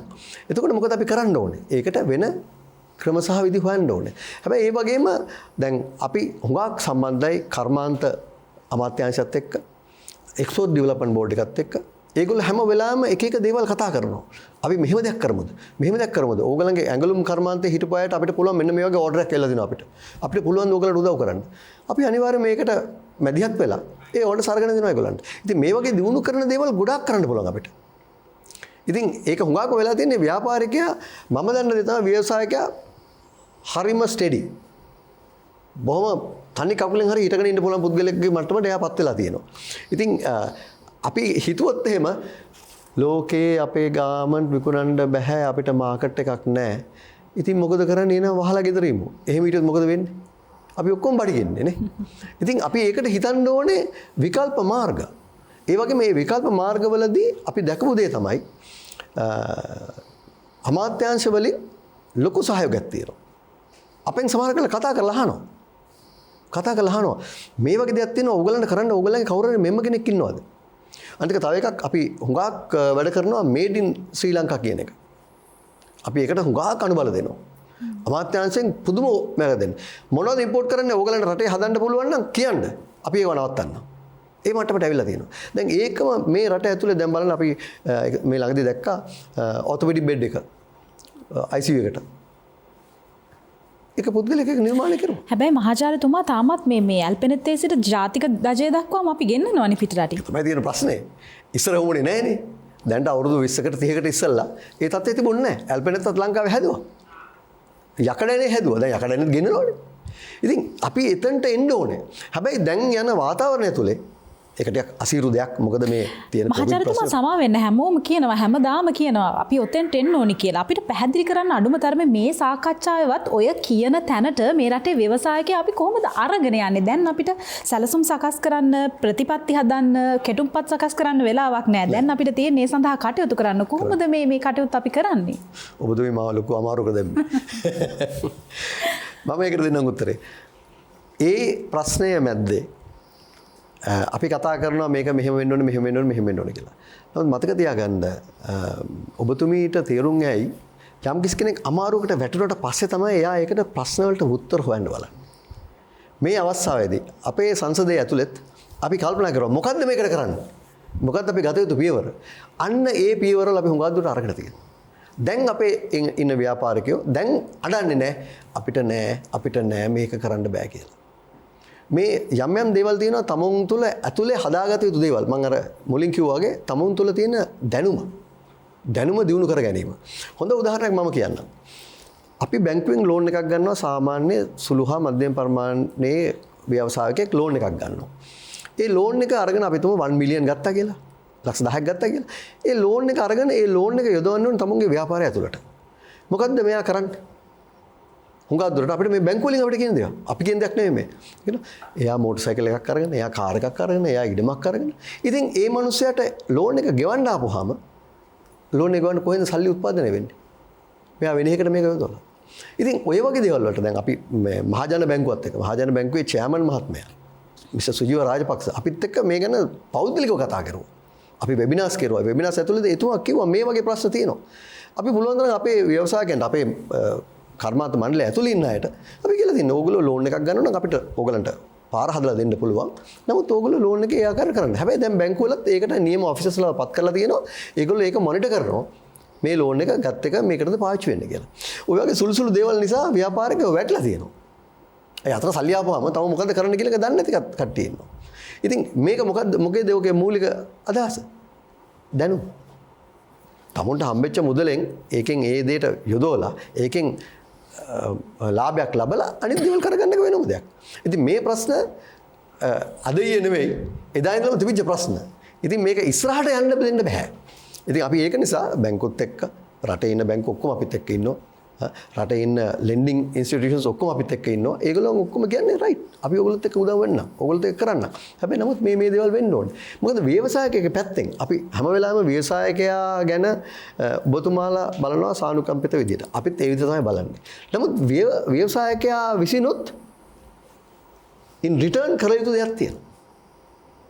තේරෙනවද ඔබතුමීට? අන්න ඔතන තමයි බැලන්ස් එක හදන්න ඕනේ. ඕක සමතුලිත උනේ නැත්තම් මේ ප්‍රශ්නේදී අපි හැමදාම අර ඔබතුමිය අහපු ප්‍රශ්නෙට වඩා ආයෙ එන්න වෙනවා. අපි මේ ගැන කතා කරනවා කෙටුම්පත් හදනවා කොහෙද ඉන්නේ? දැන් වෙන්න ඕනේ මේ අවතීර්ණ වෙන්න ඕනේ. ඔන්න අවතීර්ණ වෙන්න නම් ව්‍යවසායකයා විසින් මේ ගැන හොඳට හිතලා බලලා ඒකත් එක්ක සම්බන්ධ විය යුතුයි. අපි ළඟ ඒකට අපේ සංසදය ඇතුලේ අපි ළඟ ඉන්න ඒකට එක්ස්පර්ට්ස්ලා. ඔයගලන්ට ඕන නම් ප්‍රොජෙක්ට් රිපෝට් එකක් හදන්න ඕන නම් ඒකට අපි එක්ස්පර්ට් කෙනෙක් ඒගොල්ලන්ට දෙනවා. ඕගොල්ලෝ කතා කරලා එක කරගෙන අපි මැදිහත් වෙන්නේ නැහැ. නමුත් අපි ඒගොල්ලන්ට එක්ස්පර්ට් කෙනෙක්ව දෙනවා. ඒ එක්ස්පර්ට් ඇඩ්වයිස් එක අපෙන් හම්බ වෙනවා. ෆයිනෑන්ස් ප්‍රොබ්ලම් එකක් තියෙනවා නම් අපි ඒකට කෙනෙක්ව අපි යොමු කරනවා. අපි ළඟ ඉන්න හොඳ මේ විද්වත් අය. ඒගොල්ලෝ සමහරක් අය වොලන්ටරිලි අපිත් එක්ක වැඩ කරනවා. ඒ කියන්නේ කිසිම මුදලක් අය කරන්නේ නැතුව. දැන් අපේ ආයතනය ඇතුළේ ඉන්න එක කන්සල්ටන්ට් කෙනෙක් සත පහකවත් අය කරන්නේ නැහැ. මිස්ටර් චාමින්ද කියලා ඔයා දන්නවා ඇති ඕගොල්ලොත් එක මෙතන එනවා. එයා හැම වෙලාවෙම කියන්නේ මට කරන්න පුළුවන් දේ මොකද්ද? ව්‍යවසායකයා වෙනුවෙන් මම මේකට ඉදිරිපත් වෙනවා. මේ තත්ත්වය අපිට උදාහරණ දැන් ඔය ප්‍රශ්නේ ඇතුලේ මම ඔබතුමිට කියන්නම් අපි අපි අවුරුදු 57කට ඉස්සෙල්ලා පටන් ගන්නකොට අපිත් එක්ක හිටියා DSI. අපිත් එක්ක හිටියා සින්වා. අපිත් එක්ක හිටියා දැන් ඔරෙන්ජ් කියන්නේ ඉස්සෙල්ලා මට මතක නැහැ මොකද ආයතනය කියලා. ඔය මේ ආයතන තුන ගැන මම කියන්නම්. ඒගොල්ලෝ පටන් ගත්තේ කොහොමද? අද කොහොමද ඒගොල්ලෝ ඉන්නේ? තාමත් අපි membership එක ඇතුලේ ඉන්නවා. ඒත් මම ඇහුවා DSI එකේ චෙයාමන් මහත්තයාගෙන් මේ මොනවාද මිස්ටර් නන්දාස් රාජපක්ෂගෙන් දැන් ඉතින් ඔයගොල්ලෝ ලොකු ඉන්නේ මිස්ටර් රාජපක්ෂ හොඳ නැද්ද ඔයගොල්ලෝ වෙන තැනක පිස්සුද මේක අපි පටන් ගත්තේ අපි ඔයගොල්ලොත් එක්ක ඉන්නවා අපිට 17න් උදව් තියෙන කට්ටිය ඉතින් බලන්න ඒ මට්ටමට එන්න කොහොමද දැන් මේ වෙලාවේ ඒගොල්ලොත් කල්පනා කරනවා අපිට එක්ස්පෝර්ට්ස් නැති වුණා දැන් මොකද කරන්නේ අපි මොනවද කරන්න ඕනේ මොනවද කෙරෙන්න ඕනේ හැම කෙනෙක්ම ඒකයි මම කියන්නේ ඒ ලොකු මට්ටමේ විතරක් නෙමෙයි පල්ලෙහා මට්ටමෙත් එහෙමයි දැන් ඔබතුමී බුලත් පිට ගත්තොත් බුලත් පිට කන හුණු ටික කොහෙන්ද එන්නේ? පාකිස්තානයේ. පුවක් ටිකක් දැන් ඉන්දියාවෙන් ගෙන්නනවා. හරි ඉස්සර අපේ අපේ වත්තක පුවක් ගස් 4-5ක් නිකන් තියෙනවා. ඉතින් මේවා තමයි අපිට නැති වෙලා තියෙන්නේ. ඉතින් අපි ඔතනට එන්න ඔය ඔබතුමිය කියපු තැනින් උඩට නගින්න ඕන නම් අපිත් ආය හිතන්න ඕනේ. අපි ආය යන්න ඕනේ ආපස්සට ගිහලා හිතන්න ඕනේ අපේ මේ රටේ තිබිච්ච දේවල් මොනවද? දැන් මොනවද? ඉතින් අපිට හෙට ගිහලා පුවක් ගහක් ගෙටවල හිටන් අනිද්දාට ගෙඩි ගන්න බෑ. නමුත් අපි ඒ ගැන පාලනයක් තියෙන්න ඕනේ. ඉතින් මේ පාලනය ඇතුලේ අපිට හුඟක් දේවල් කරන්න පුළුවන්. ඉතින් ඒක කරන්න නම් අපි හැම කෙනෙක්ම එකා වගේ එකහුව වෙන්න ඕනේ. අතේ ඇඟිලි පහම එක වගේ නෑ මම ඒක පිළිගන්නවා. නමුත් හැම කෙනෙක්ම මේ විදිහට හිතන්න ඕනේ. මම හිතනවා ඔබතුමගේ අහපු ප්‍රශ්න මම සාධාරණයක් ඉෂ්ට කරුවා කියලා. හොඳයි. මහාචාර්යතුමා මේ අපේ රට දූපතක්නේ. අපේ රටේ මේ පිහිටීම අපිට අපේ කලාපයේ අනිත් රටවල් එක්ක ගනුදෙනු කරන්න අනිත් රටවල් එක්ක ව්‍යාපාරික අවස්ථා ගොඩනගා ගන්න සාධනීය පිහිටීමක්ද? එහෙමත් නැත්නම් මේ පිහිටීම අපේ රටේ ව්‍යවසායකයාට යම් අභියෝගයක් ගැටලුවක් ඇති කරනවද? ඔව් මම හිතන්නේ දැන් දූපතක් වීම වාසි සහ අවාසි තියෙනවා. මේ වගේ මේ වගේ අවස්ථාවකදී අපි දූපතක සිටීම වාසියක්. ඒ කියන්නේ අපිට දැන් මේ කොවිඩ් අර්බුදය මීට වැඩිය මම හිතන්නේ මේ කල්පනා කරගෙන තිබුණා අපි තව පොඩ්ඩක් මේ ගැන මීට වැඩිය හිතුවනම්. මොකද අපි දූපතක ඉන්නේ. ඒකට දැන් ඒක නිසා එවැනි වාසි සහ අවාසි දෙකම තියෙනවා. නමුත් දැන් ව්‍යවසායකයන් කියන කොටස් වලට ලෝකයට නිෂ්පාදනය යැවීම සම්බන්ධයෙන් දූපතක සිටීම කියන එක ගැටලුවක් වෙන විදියක් නැහැ. කොහොමද මේ වගේ මේ ගෝලීය වසංගතයක් වැනි ගැටලුවක් තුල ආනයනික අපනයනික වෙළඳාම කරගෙන යන්නේ දූපතක් තුල ඉඳගෙන ගැටලුව ඇති වෙනවා. නෑ දැන් ආනයනික අපනය දැන් අපි මෙහෙම දැන් දැන් යම් තැන් වලට අපිට යන්න සිද්ධ වෙනවනේ. දැන් මේක වසංගතයක් නම් මේක ගෝලීය තත්ත්වයක් නම් අපිට යම් කැපකිරීම කරන්න සිද්ධ වෙනවා. එතකොට දැන් උදාහරණයක් විදිහට ගත්තොත් එහෙම අපි පුරුදු ජීවන රටාවට එන්න බෑනේ. පුරුදු ජීවන රටාවට එන්න බෑ. එතකොට මම උදාහරණයක් විදිහට කියන්න මගේ පියා එයා විදුහල්පතිවරයෙක් එක්තරා අවස්ථාවකදී එයා ලොකු ණය මුදලක් අරගෙන දීපලක් මිලදී ගන්නවා. හැබැයි එදා ගත්තු දීපලයි ඒ ගත්තේ වටිනාකමයි අද ගත්තු වටිනාකමයි ගත්තොත් එහෙම ඒකේ වෙනස කෝටි 3කට වැඩි. එදා හැබැයි බොහොම මාරුවෙන් තමයි ණය මුදල ගෙව්වේ. දන්නවයි ගුරුවරයෙක් ලේසි නෑනේ ණය මුදලක් ගෙවන කියලා. හැබැයි මුළු ගෙදරම අර ස්ටෑන්ඩ් බයි තත්ත්වයේ හිටියා. අපේ සමහර දේවල් අපි අතෑරිය කැමති දේවල්. අපි සමහරලාට අපි යාළුවෙක් අලුත් ෂර්ට් එකක් ඇඳගෙන ආවට අපි අලුත් ෂර්ට් එකක් ඉල්ලුවේ නැහැ. අපි දන්නවා ඒක අමාරුයි කියලා. කැම්පස් එකට එනකොට හැම කෙනෙකුටම තිබුණා ඒ කාලේ තිබුණා මම හිතන අජිත් මතක ඇති මොකැසිනෝ කියලා හොඳ සපත්තු වර්ගයක් තිබ්බා බාට එකේ. දුරුන් ඔය මොකැසිනෝ කියන සපත්තු හැමෝම දානවා. හැබැයි මන් දැම්මේ නැහැ. මන් දැනගෙන හිටියා ඒක අමාරුයි කියලා. අන්න ඒ වගේ යම් ඒ පවුලක කරන කැපකිරීම වගේම රටකට සිද්ධ වෙන ඒ වගේ කැපකිරීම කරන්න. අපි නියම සුපුරුදු තත්ත්වයේ අපිට මේ ජීවන රටාවන් ගෙනියන්න බෑ. රජයකට සිද්ධ වෙනවා ඒක. සමහර රජයේ තිබෙන ප්‍රසංග, සංදර්ශන, දේශපාලන වැඩසටහන් සියල්ලම අවලංගු කරලා එක තැනක එක අර සූදානම් කිරීමක් කරන්න සිද්ධ වෙනවා. තොර මෙන්න මේ තත්ත්වය වෙලා තියෙනවා. එතකොට ඒක තමයි මම හිතන්නේ මේ අවස්ථාවේදී සමහර ව්‍යවසායකෙනුටත් වෙලා තියෙන්නේ ඕක තමයි. ඒ කියන්නේ යම් තිබෙන Tamanගේ එදිනෙදා ජීවන තත්ත්වෙන් ඒගොල්ලෝ ඉවත් වෙන සූදානම් වෙලා නැහැ. ඊට පස්සේ සිද්ධ වෙන්නේ මොකද්ද? මේක ව්‍යාපාරයෙන් පාඩුයි කියලා ඉන්නවා. සමස්තයක් විදිහට මේ කාලය තුළ ව්‍යාපාරිකයන්ට ලොකු ගැටලුවක් තියෙනවා තමයි. ඒක ඉතින් දැන් අපි පිළිගන්නවනේ ඒක. ඒකම දැන් මේකත් එක්කම දැන් ලංකාවේ ඇතුළත අපේ දේවල් අපි නිෂ්පාදනය කරගත යුතුයි කියන මානසිකත්වයක්වත් ඇවිල්ලා තියෙනවා. හැබැයි මේක කොච්චර කාලයක් පවත්වාගෙන යන්න පුළුවන්ද? මේක ගෝලීය වසංගතය මේ කොවිඩ් තත්ත්වය ඉවරනකොටම ඒකත් ඉවර වෙනවාද ඕක? අන්න එතනනේ අපේ ඔය හැම ගැටලුවක්ම තියෙන්නේ. අනිත් පැත්තෙන් ගත්තොත් එහෙනම් මම තව මෙන්න මෙහෙම එකක් දකිනවා. දැන් අපි ඔය සම්බන්ධයෙන් ඔය කොහොම ගම් මට්ටමට ගිහිල්ලා යම් වැඩසටහන් කරන නිසා අපේ තිබෙන්නා වූ සමහර නීතිවලට මේ කුඩා පරිමාණයේ ව්‍යවසායකින් බයයි ඇත්තටම. මේ සමහර අවස්ථාවන් වලදී ඒව තියෙන්න ඕනේ තමයි. හැබැයි දැන් සමහර අවස්ථාවලදී සේවකෙක් අරගන්නවා, ගමේ ඉන්න සේවකෙක් ගන්නවා. ටික දවසකින් කම්කරු දෙපාර්තමේන්තුවෙන් ඇවිල්ලා අහනවා මෙයාගේ කොහොමද EPF ගෙවුවද, ETF ගෙවුවද, කොහොමද ෆයිල් මේන්ටේන් වෙනවද කියලා අහනවා. එතකොට අර මනුස්සයා හිතනවා මේ දසවදි විදිනට වැඩිය හොඳයි මේ ඉන්න එකත් ගෙදර යවලා මගේ මේ කඩ කෑල්ල වහලා දාලා නිකන් ඉන්නවා කියලා ඒ තත්ත්වෙටපත් වෙනවා. අපේ එහෙම අර ව්‍යවසායකයන් මොටිවේට් කරනවා. ඒකනේ මම ඉස්සෙල්ලම කිව්වේ මුදලාලි කෙනෙක් කියලා කියන්නේ මේ දරුණු අපරාධකාරයෙක් ගන්නේ හිතන අවස්ථාවලුත් තියෙනවා. සමහර රාජ්‍ය නිලධාරීන් ඉන්නවා. මොකද දැන් අපි එක්තරා අවස්ථාවකදී ඔය වත්මන් ජනාධිපතිතුමා රාජ්‍ය ආරක්ෂක ලේකම්තුමා විදිහට ඉන්න වෙලාවේදී අපි කහවත්ත ප්‍රදේශයේදී අපි අපේ සමාජ විද්‍යා අධ්‍යයනාංශයේ මැදිහත් වෙලා කහවත්ත ප්‍රදේශයේ ගම කොටගෙතන කියන ගමක් තිබුණා. ඒක අපරාධකාරී චර්යාවට මතක ඇති. ඒ ගම තුල යම් වැඩසටහන් පටන් ගත්තා. ඒතකොට ඒ ගමේ එක කොටසක් තිබුණා. ගෙවල් පේලිය කීපයක්ම තිබුණා. ඒගොල්ලොන්ගේ ප්‍රධාන දේ තමයි අර කෑම වර්ග නිෂ්පාදනය කරන එක. දිවා ආහාරයේ සිට කැවිලි පෙවිලි ඔක්කොම නිෂ්පාදනය කරන එක. ටික කාලෙක අපි මේකට ඇත්තටම අපිත් හරිම කැමැත්තෙන් ඒකට උදව් කරා. හැබැයි ටික කාලයක් ගියාට පස්සේ අපිට පේනවා මේගොල්ලෝ අතහැරලා දාන්න ටික. මොකද්ද හේතුව? ඊ කාලය තුලදී දැන් කෑම වර්ග නිෂ්පාදනය කරනවා නම් මහජන සෞඛ්‍ය පරීක්ෂකවරුන් ඇවිල්ලා නීති රීති දානවා. අන්න එතකොට නීති රීති කියනවා මෙන්න මේකේ කුස්සියේ සිවිලින් ගහලා තියෙන්න ඕනේ. මෙන්න මේ විදිහට වතුර පයිප්ප දාලා තියෙන්න ඕන. සිංක් එක මේ විදිහට. දැන් ඒක කරන්න මේගොල්ලන්ට ආදායමක් නැහැ. ඒක නිසා ඒගොල්ලෝ හිත තීරණය කරනවා මේකෙන් අයින් වෙන්න ඕන කියලා. හැබැයි පසුව ඇත්තටම අපි එක්තරා අවස්ථාවකදී අපි නැවතත් ওই පිළිබඳව ඒ මහජන සෞඛ්‍ය පරීක්ෂකවරුන් එක්ක සාකච්ඡාවක් පැවැත්වුවා. එතෙන්දී ඒගොල්ලෝ කියනවා නෑ මේ ගමම කරන්න ඕනේ නෑ. අපි ඉතින් කිව්වට එහෙම මේ ගමම කරන්න ඕනේ නෑ. අපිට ඒකට මාස 6ක විතර කාලයක් දෙන්න පුළුවන්. හැබැයි මාස 6ක කාලේ අපිත් එක්කනේ කිව්වේ මාස 6ක කාලයක් දෙන්න පුළුවන් කියලා. දැන් ඒ ව්‍යවසායකයට ඒක කිව්වේ නෑනේ. එතකොට අධෛර්යමත් කරන තත්ත්වයක් තියෙන්නේ. ඉතින් අපේ තිබෙන සමහර නීති රීති අධෛර්යමත් කරන තත්ත්වයක නීති රීති තියෙනවා. ඉතින් මෙන්න මෙතන සමස්තයක් විදියටම අපිට සැබෑවටම අපිට උමනාවක් තියෙනවද මේ ග්‍රාමීය මට්ටමේ ව්‍යවසායකයන් උඩට ගන්න උමනාවක් තියෙනවද? එතකොට ඒ සඳහා අත දෙන්න අපි සූදානම්ද? අන්න ඒ වගේ යාන්ත්‍රණයක් තියෙන්න ඕනේ. දැන් අපිට මම විශ්වාස කරන දේ තමයි අපි ඇත්තටම ගත්තොත් අපිට ඔය ප්‍රාදේශීය ලේකම් කාර්යාලවල අති විශාල නිලධාරීන් පිරිසක් ඉන්නවා දැන් බඳවාගෙන.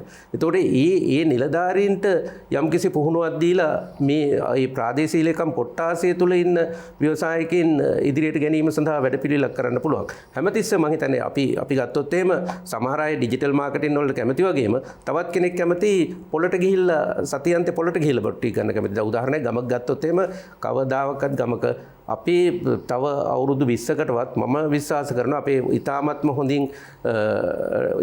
හොඳින් ඔය ඩිජිටල් මාකටිං කෙනෙක් ගෙනාවත් අපේ ගම්වලෝක ඇති කරන්න බෑ. මොකද ගම්වල මිනිස්සුන්ට අර සතියේ දවස්වලට තියෙන ගමට ගිහිල්ලා අර සතියේ දවස්වලට තියෙන පොළට යන එක ඒක වෙනම සංස්කෘතියක්. ඊ පොළට ගිහිල්ලා බඩු ගන්න එක වෙනම සංස්කෘතියක්. ඒක වෙනම ජීවිතේ එන්ජොයි කරනවා එකෙන් ඇත්තටම.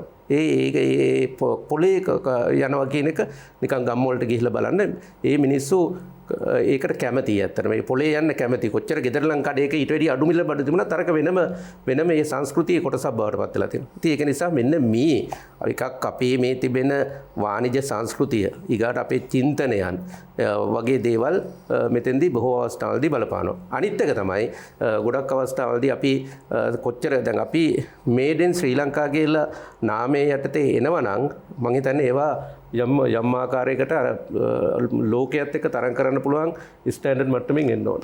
ප්‍රමිතීන් වලින් එන්න ඕන. එහෙම නැති වුණොත් එහෙම ඒවා මිනිස්සුන් ප්‍රතික්ෂේප කරන්න පටන් ගන්නවා. ඉතින් ඒක නිසා මේ සියලුම කාරණා එක තමයි අපිට මේක බද්ධ කරගන්න පුළුවන්. හොඳයි අපි සූදානම් කාලාත්‍රේ කතා බහ තුලින් විරාමයක් ලබා ගන්න. විරාමයෙන් අනතුරු අපි තව දුරටත් මේ ගැන කතා කරනවා.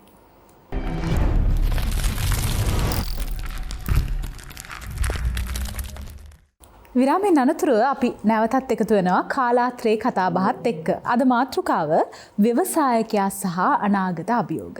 අපි කතා බහ කරමින් හිටියේ ලංකාවේ ව්‍යවසායකයාට අද වෙද්දි මොනවද තියෙන අභියෝග ගැටලු, ඒ වගේම මේ අභියෝග ගැටලු අවම කරගන්න මොනවද කරන්න ඕනි කියන කාරණාව පිළිබඳව.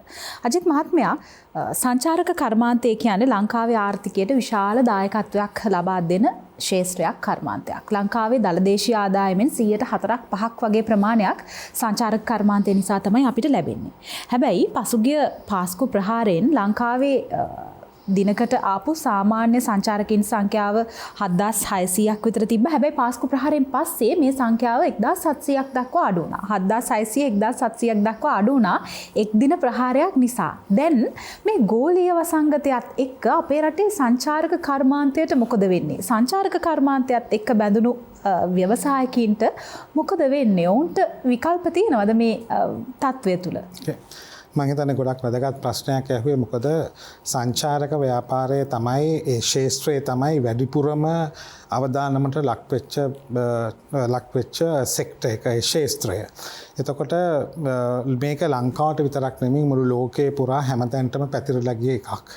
ඒතර ඒ වගේ තත්වයක් තුළ මම හිතනවා ලංකාවේ ඒ කියන්නේ මේ ශේෂ්ත්‍රයට යම්කිසි රෙස්කියු ෆන්ඩ් එකක් හරහා මං හිතන්නේ රජයේ මැදිහත් වීමක් විය යුතුව තිබුණා. නමුත් අවාසනාවකට ඒක ඒ ආකාරයෙන්ම සිද්ධ වුණේ නැහැ. දැන් මට ලෝන් එකක් තියෙනවා නම් මට මගේ බිස්නස් එන්නේ නැතුව තියෙද්දි මට තව ලෝන් එකක් දෙන එකෙන් වෙන්නේ මම තවදුරටත් හිර වෙන එක විතරයි අවසානයේදී. මොකද බැංකුව අවසානයේදී කරන්නේ මට අර සස්පෙන්ඩ් කරපු වෙනමම පැත්ත කරපු ලෝන් එක මොරටෝරියම් එක හරහා අලුත් ණයබරක් මගේ ඔළුවට එකතු වෙන එක. ඉතින් මම හිතනවා බොහෝ රටවල් වල කරේ අත් වශයෙන්ම රජයේ විසින් රෙස්කියු ෆන්ඩ් එකක් හදලා ඒ අයට ජීවත් වීම සඳහා යම්කිසි සහනාධාරයක් ලබා දුන්නා.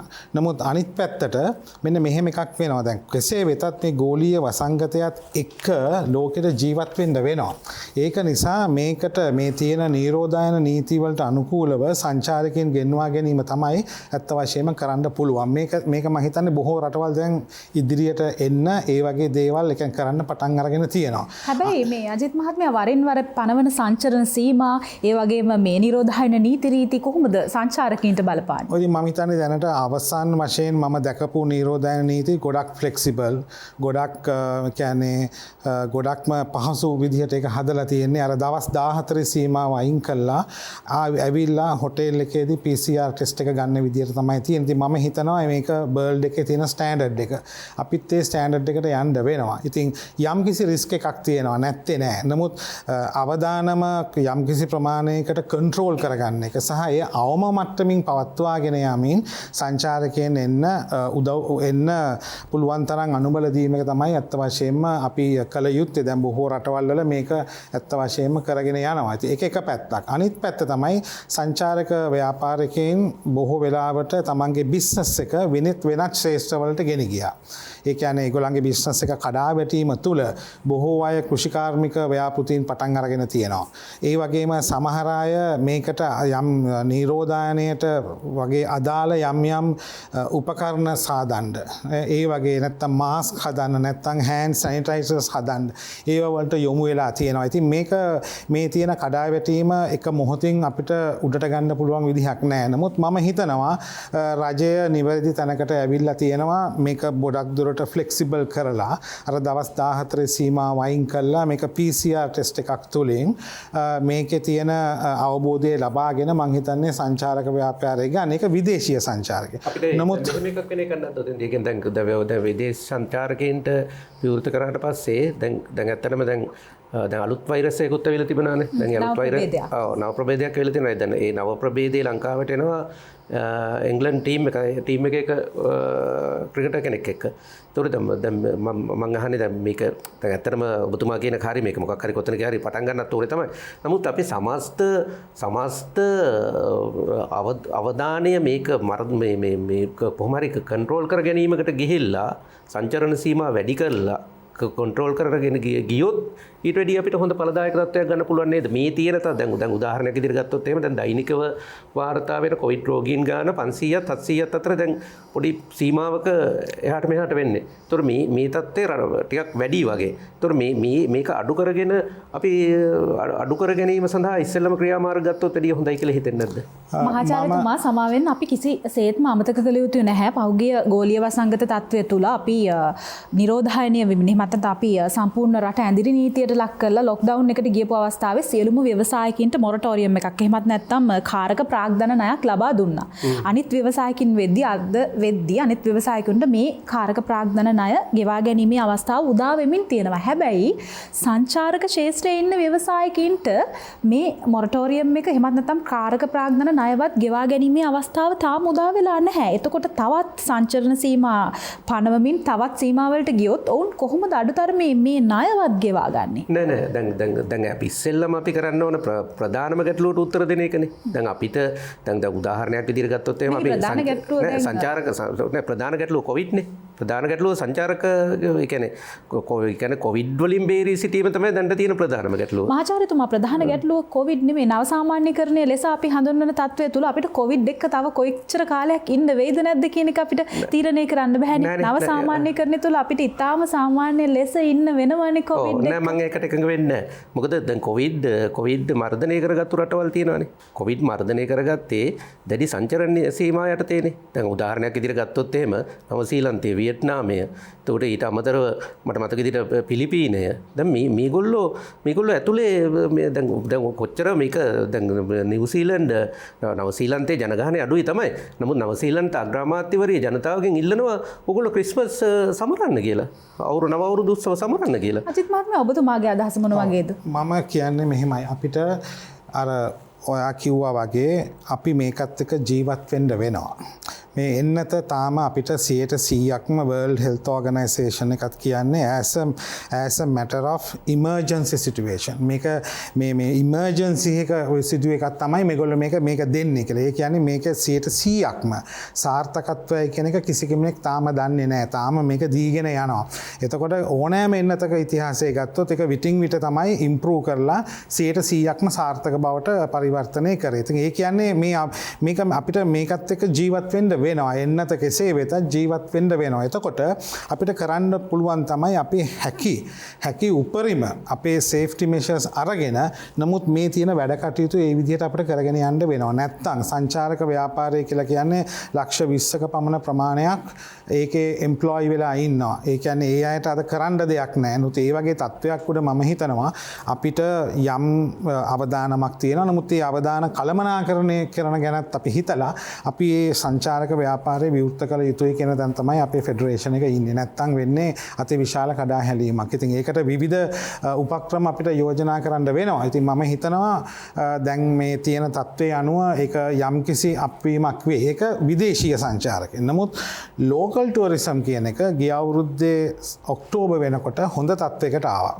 මොකද අපේ සංචාරක හිමියන් හෝටල් හිමියන් අපේ සමාජිකයෝ ඉතින් අපි ඒගොල්ලොත් එක නිතරම අදහස් සෝමාරු කරගන්නවා. මාර්තු මාසේ තිබිච්ච කෑෂ් ෆ්ලෝ එක බ්‍රේක් ඩවුන් මේ ලොක්ඩවුන් එකේදී නැවතුණා. එකපාර බ්‍රේක් ගැහුවා. ඊට පස්සේ ටික මැයි ඉඳන් ඇවිල්ලා අප් වෙලා ගියා අවුරුද්දේ ඔක්තෝබර් වෙනකොට 75ක් 80කට විතර වගේ ආවා ලෝකල් ටුවරිසම් වලින්. නමුත් ආයි සෙකන්ඩ් වේව් එකේදී මේක ආයිත් පාරක් බීමට වැටෙනවා. තව සැරයක් අපිට ඒක එහෙම කරන්න බෑ. මේක මම දකින දේ තමයි ප්‍රායෝගික වැඩපිළිවෙලකට යන එක තමයි වඩා සුදුසු. වහගෙන ඉන්න එක. මොකද ආර්ථිකයේ මර්මස්ථාන ක්‍රියාත්මක විය යුතුයි. ඒවා ඉදිරියට යන්න ඕනි කියන එකේ තමයි අපේ ෆෙඩරේෂන් එක ඉන්නේ. මම හිතනවා ඒකට ඉතින් ජනතාවගේත් සහයෝගය තියෙන්න ඕන. මාස්ක් එක මෙතන දාන්න නැතුව මෙතනට නම් දාන්නේ. එහෙමනම් ඉතින් මෙතන self discipline කියන එක ගොඩක් වැදගත්. ඉතින් ඒක නැතුව මම හිතනවා අපි කිසිම රජයකට බෑ මේක සම්පූර්ණ අපිට දොස් පවරන්න. නමුත් මම හිතනවා self discipline එක බොහෝ දුරට තියෙන්න ඕනේ. ඒක මත මේක සෑහෙන control කර ගැනීමක් අපිට කරගන්න පුළුවන්. මේක තමයි අපේ අදහස. ඒකට මමත් දැන් ඇඩ් කරනවා. දැන් ඔබතුමී කතා කරුවේ සංචාරක ව්‍යාපාරයේ බිඳ වැටීම. ඔබතුමී දන්නවා සංචාර ව්‍යාපාරයේ බිඳ වැටෙනකොට සුළු හා මධ්‍යම පරිමාණකරුවා කොතනද ඉන්නේ කියලා. ඒගොල්ලෝ වක්‍රව ඒගොල්ලන්ට සේවාව සපයන අය ඉන්නවා. අපි ගත්තොත් එළවලු සප්ලයි කරන කෙනා, මාළු සප්ලයි කරන කෙනා, ඒගොල්ලන්ගේ ඉන්ටීරියර්ස් වලට ෆර්නිචර් හදන අය, ඒ හැම දෙයක්ම ව්‍යාපාර. ඒ හැම ව්‍යවසායකෙක්ම වැටෙනවා. එතකොට මේ අවස්ථාවේදී අපේ බලධාරීන් විසින් අරගෙන තියෙන තීරණය පිටරටින් මේ කට්ටිය ගෙනල්ලා මේ ආකාරයට නිරෝධනය කරලා PCR ටෙස්ට් එක කරලා කරනවා කියන එකෙන් අර ඒ මිනිසුන්ටත් තියෙන පිවිදීමක්ද? නැත්තම් ඒගොල්ලන්ගේ භාණ්ඩ කාටද විකුණන්නේ? දැන් බලන්න මේ සංචාරක ව්‍යාපාරයේ අවට තියෙන පොඩි දේවල්, ඔය පොඩි ඕනමන්ට් අයිටම්ස් ඒවා ඔක්කොම හදන අය මේ රටේ ඉන්න ව්‍යවසායකයෝ නෝ. පිටින් ගෙන අපේව නෙමෙයි. එතකොට ඒගොල්ලන්ට මොකද වෙන්නේ? අද මීගම පුරවරයට ගියොත් නැත්තම් ගාල්ලට ගියොත් ඒ ෂොප්ස් ඔක්කොම වහලා. ඒ මිනිස්සුන්ට යන්නේ නම නැහැ. එතකොට ඔය ඔක වක්‍රව බලපාන ප්‍රශ්න ගොඩක් තියෙනවා. මේ එකකින් ඉවර වෙන්නේ නැහැ. හැබැයි බලධාරීන් විසින් ගන්නා යම් පියවරවල් වල හොඳ හා නරක පැත්ත තියෙනවා. ඒකේ pluses and minus තියෙනවා ඒකේ. නමුත් plus and minus තිබුණොත් ඒවා අපි try කරේ නැත්තම් we won't get anywhere. අපිට වෙන කොහටවත් යන්න බෑ එතනින් එහාට. ඉතින් මේවා try කරලා මේක බලන්න ඕනේ. ඒ එක්කම සංචාරක ව්‍යාපාරය ඇතුලේ අද ලංකාවේ ඇතුලේ හෝටල් කාමර කීයක් තියෙනවද? More than 15,000 rooms. එතකොට 15,000 rooms vacant වුණොත් මොකද්ද වෙන්නේ? room boy ගේ ඉඳලා hotel එකේ general manager එන කලින් their job is at risk. මේ ප්‍රශ්නේ තියෙනවා. ඒගොල්ලෝ ඉන්ටර්නලි ඉන්න ඒක ඇතුලේ ඉන්න අය. ඊට පිටස්තර ඉන්න අය තමයි සුළු හා මධ්‍යම මට්ටමේ ව්‍යවසායකයෝ. එක දේවල් සප්ලයි කරලා මම ඉස්සෙල්ලා කිව්වා වගේ. ඉතින් ඔතනදී අපි එකපාරටම ඒ වගේ තත්ත්වයකට ගියොත් දැන් එකපාරක් මට මතකයි මේ දෙවෙනි සැරේ මේ රැල්ල ආපු වෙලාවක මේක මුළු රටම ලොක්ඩවුන් කරන්න ඕනේ. ලොක්ඩවුන් කරලා හිටන් මේක නැති කරලා ඉවරලා ආයෙ පටන් ගන්න ඕනේ.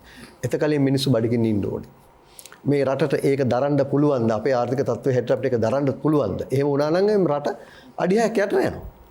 එතර මේ වෙලාවේ පොඩි බාධා කිරීමක් කරන්න පොඩි බාධා කිරීමක් කරන්න දැන් විශේෂයෙන්ම දැන් අපි ෆස්ට් වේව් එක මොකද පළවෙනි රැල්ල අපි ඉතාමත්ම හොඳින් මර්ධනය කරන්නේ. අපි ඉතාමත්ම හොඳින් මර්ධනය කරේ ඔය මේ ලොක්ඩවුන් කර්ෆියු වලට කියලා. මම කර්ෆියු කියන එක නම් මම අනුමත කරන්නේ නැහැ.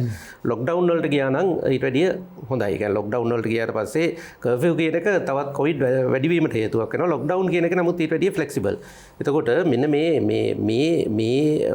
මේ අවස්ථාවේදී දැන් ඇත්තටම දැන් අපි මෙතන කතා කරන්නේ ව්‍යවසායකින් නිසා ව්‍යවසායකත්වයේ පිළිබඳව කතා කිරීම කිසිදු ආකාරයක ගැටලුවක් නැහැ. මම දන්නේ මේ මම කතා කරන එක මේක මාතෘකාවෙන් පිටට යනවාද කියන එක. මහාචාර්යතුමා මම ඔබතුමාට බාධාවක් කරන්න මේ ආකාරයට ඔබතුමා කියන ආකාරයට ලොක්ඩවුන් හෝ ඇඳිරි නීතිය හොඳයි. ඔබතුමා පඩි ලබන ඇඳිරි නීතිය හොඳ නැහැ කියලා මම කිව්වේ. හොඳයි. රට වැහිම කොවිඩ් මර්ධනය සඳහා හොඳයි. ඔබ වැටුපක් ලබන කෙනෙක්. නමුත් වැටුප් දෙන අයට රට වැහිම තුලින් මොකද වෙන්නේ? නෑ මෙහෙමනේ. දැන් ඇත්තටම දැන් අපේ යම් අරමුදල් තියෙන රට ඇතුලේ සහ අපිට දැන් රාජ්‍යාංශයේ අරමුදල් තිබෙනවා.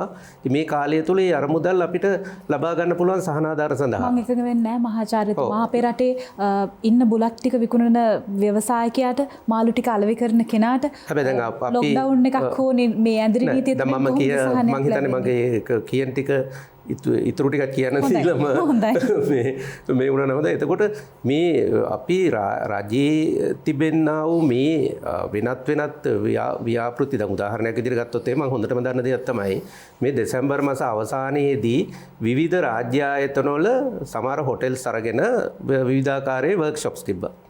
අනේ ඒතකොට මේ වර්ක්ෂොප්ස් මේ කාලය තුලම පැවතිය යුතුනේ. අන්නේ ඒ වගේ මේක උදාහරණයක් කියන්නේ. ඒ වගේ සමහර අවස්ථාවලදී රාජ්‍ය ආයතන වලට වියදම් කරන්න ලබා දීලා තියෙන මුදල් නැවතත් කොවිඩ් මර්ධනය සඳහා ලබා ගැනීමේ කිසිම වරදක් නැහැ. ඒ මුදල් අන්න අර පිරිස් වලට යම් ආකාරයකට සහනාධාර විදියට ලබා දීමක් කරන්න වෙනවා. මම මේ කියන්නේ මේ මගේ හිතලුවක් නෙමෙයි මේ ලෝක උදාහරණය යටතේ කියන්නේ. එතකොට දැන් ඔය මර්ධනය කරපු රටවල් වල ඒ සහනාධාර ලබා දුන්නා. නමුත් එතකොට කියන්න පුළුවන් ඒ රටවල් දියුණුයි අපි. නමුත් අපේ තවමත් තිබෙනවා අපි අනවශ්‍ය විදියට වියදම් කරන මුදල් තියෙනවා. අන්නේ මුදල් හඳුනාගෙන පුළුවන් තරම් දැන් අපි ඇත්තටම පළවෙනි රැල්ලෙන් පස්සේ දැන් මම හිතන්නේ මේ අජිත් පෙරේරා මහත්තයා කිව්වා ඉතා ටුවරිසම් වල අපි පොඩි ලෝකල් ටුවරිසම් වල ඉතාමත් හොඳ තත්ත්වයකට ආවා කියලා. ලෝකල් ටුවරිසම් වල අපිට ඉතා හොඳ තත්ත්වයකට එන්න පුළුවන් වුණේ කොච්චර කාලයක් ඇතුළත? මාස 3ක් ඇතුළත. මාස 3ක් ඇතුළත පළවෙනි රැල්ල අපි මාස 3ක් ඇතුළත මර්ධනය කරා. අපිට ඒක පවත්වාගෙන යන්න බැරි වීමනේ මේ ගැටලුව උනේ. ඊට පස්සේ අපි හිතුවා හරි අපි සේෆ් අපි හොඳටම ආරක්ෂිතයි ආපහු මේක දෙවෙනි එක එන්නේ නැහැ කියලා. හැබැයි ඒ තත්ත්වය පවත්වාගෙන ගියා නම් අද වෙනකොට මේ මීට වැඩිය හොඳ ඔය තිබෙන්නා වූ කාමර 15000න් විශාල ප්‍රමාණයක් මේ වෙනකොට ඇවිල්ලා. මම කියන්නේ යන්නේ ඒකයි. මම කියන්නේ අපි මේ කොතනින්ද අපි පටන් ගන්න කියන එක පිළිබඳව බරපතල ගැටලුවක් තියෙනවා. ඒ කියන්නේ මේකේ අගින් පටන් අරගෙන ආපහු මේක සම්පූර්ණයෙන්ම නැවතත් මොකද දැන් මේක එන්න වර්ධනය වුණොත් මොනම හේතු අපි කොච්චර කිව්වත් මේ විදේශී සංචාරකව ගෙන්න ගන්න නම් රට තුල යම්කිසි ආරක්ෂිත තත්ත්වයක් තියෙන්න ඕන. මේ කාරණාවට එකඟ වෙනවද ඔබ අජිත් මහත්මයා? මට සමහර කාරණාත් එක්ක එකඟ වෙන්න පුළුවන්. නමුත් සමහර කාරණා සමග එකඟ වෙන්න බෑ. දැන් උදාහරණයක් විදිහට අපි ලෝකේ රටවල් තියෙනවා මේක අපි තරම්වත් ලොක්ඩවුන් එකකට ගියපු නැති අය. එංගලන්තේ එකක්. හොඳටම අමාරු අවස්ථාව කරගෙන ඒගොල්ලෝ ලොක්ඩවුන් එකට ගියේ නෑ. ඒකත් කිසියම් සිටි එකක් ප්‍රාන්තයක් පදනම් කරගෙන ගියේ. ඉතින් මම හිතනවා ඔහු කියපු එකක් ගැන මම එකඟ වෙනවා. අපි කිසියම් සංචාරකයන්ටත් මේ රටට එන්න නම් අපි කිසියම් ස්ටෑන්ඩඩ් කිසියම් ප්‍රතිපත්තිමය වශයෙන් අපි මෙන්න මේ තැන ඉන්නවා සෞඛ්‍ය ආරක්ෂිත විදිහට ඉන්නවා කියන එක පිළිබඳ මෙසේජ් එකක් දෙන්න ඕනේ. ඒක අවශ්‍යයි. කිසිම කෙනෙක් එන්නේ නැහැ කොවිඩ් එක නැගගෙන යන රටකට. කිසිම කෙනෙක් එන්නේ නැහැ. ඒක ඇත්ත. අන්න ඒකයි මම කිව්වේ මේ පිළිබඳව හැඟීමක් තියෙන්න ඕනේ. අපිට කිසියම් කැල්කියුලේෂන් එකක් තියෙන්න ඕනේ. අපේ රටේ ජනගහනයත් එක්ක බලනකොට අපි මෙන්න මේ වගේ පල්ලෙහා මට්ටමක තමයි මේක යන්නේ. මේක එන්නතත් එක්ක අපිට ඉන්න බැරි නිසා මම මේ කියන්නේ විශ්වාසයක් නැති නිසා තාමත් මිනිසුන් තුල. ඉතින් ඒක 100%ක් නැති කරනකන් ඉඳලා තමයි අපි සංචාරකයන් ගෙන්නනවා කියන එක පිළිබඳව මට එකඟ වෙන්න බෑ. මොකද එහෙම වුණොත් ආයි ආපු ගමන් ආයිත් ඕක එනවා. ඒක නිසා මේක දිගටම යන්න ඕනේ. අපි දැනගන්න ඕනේ self discipline තුලිනුයි government regulation තුලිනුයි මේක පුළුවන් තරම් පල්ලෙහා මට්ටමක අපිට දරා ගන්න පුළුවන් මට්ටමකට දැන් හැම රටකම සෞඛ්‍ය සේවාවට තියෙනවානේ කැපැසිටි එකක්. අපි හිතමු ඇඳන් 8000යි කියලා නැත්නම් ඇඳන් 10000යි කියලා අපේ රෝගීන් සංඛ්‍යාව ඔන්න ඕකට වඩා පල්ලෙහායින් අපි ඉන්න ඕනේ. එතකොට තමයි අපි කියන්නේ රටකට දරා ගන්න පුළුවන් කිරිවල. ඉතින් ඒක කර ගැනීමට අපි හැමෝගෙම වගකීමක් කියලා තමයි මම හිතන්නේ. මාචාර්යතුමා. එතුමාගේ අදහසට මම සම්පූර්ණයෙන් ඒකයි. ඒ මොකද ප්‍රධානම දේ තමයි අපි කාටවත් දොස් කියනවා නෙමෙයි. අපි අතරේ තියෙන්න ඕනේ මේ විනයක් කියලා දෙයක්. මේ අවස්ථාවේදී අපි ඒ විනය ක්‍රමානුකූලව පිළිපැදිය යුතුයි. දැන් ඔබතුමී මෙතනට එන්න ඉස්සෙල්ලා මාස්ක් එකක් ඇඳලා හිටියේ. දැන් මෙතන අපි ඩිස්ටන්ස් එකක් තියෙනවා. මමත් මාස්ක් එකක් ඇඳලා ආවේ. එතකොට ඇයි ඒක ඇඳලා ආවේ? අපි දන්නවා ආරක්ෂා වෙන්න ඕනේ. ඒ විතර නෙමෙයි අපි ආශ්‍රය කරන අයවත් ආරක්ෂා කරන්න ඕනේ. ඉතින් ඔය මට්ටම අපිට හිතා ගන්න පුළුවන් නම් අද දැන් මම අද උදේත් අහගෙන නිවුස් වලට කියනවා කොච්චරද ගාණක් අල්ලලා තියෙනවා කියලා මාස්ක් නැතුව. මුඛ ආවරණ නැතුව අල්ලලා තියෙනවා කියලා. ඇයි ඒ? දැන් තව එකක් මම දැක්කා මේ එක තැනක ගියාම මාස්ක් එක කෝ කියලා අහපුවම අර එහා පැත්තේ ඉන්න කෙනාගේ ඇඳගෙන හිටු මාස්ක් ඇඳගෙන දාලා පෙන්නුවා. ඉතින් මේකද ඩිසිප්ලින් කියන්නේ. ඉතින් ඩිසිප්ලින් කියන එක අපිට තුල ඇති වෙන්න ඕනේ. අදක හුඟක් දුරට ව්‍යවසායකයා කියන කෙනා මේ දේ කරන්න හුඟක් රිස්ක් ගන්න ඕනේ. දැන් පහුගිය මාසෙක දෙකක මේ ලොක්ඩවුන් එක දාපු වෙලාවේ මේ සෙකන්ඩ් වේව් එක ආපු වෙලාවේ කොටිම කියනවා නම් ෆැක්ටරියක් දුව ගන්න බෑ. ෆැක්ටරියට එන අයව ගෙනා ගන්න හැටියක් නැහැ. පර්මිට් ගන්න ඕනේ. PHI මහත්තයා ගාවට යන්න ඕනේ. PHI මහත්තයා MOH ගාවට යන්න ඕනේ. MOH කියනවා නෑ මට මේක දෙන්න පුළුවන් මිනිස්ට්‍රි එකෙන් විතරයි කියලා, හෙල්ත් මිනිස්ට්‍රි එකෙන් විතරයි කියලා. ඒ වගේ හුඟක් ප්‍රශ්න වලට මුහුණ දුන්නා මේ අපේ ව්‍යවසායකයෝ. ඒකම අර ඉස්සලා මේ මහත්මයා කිව්වා මේ ලේබර් ලෝස් ගැන.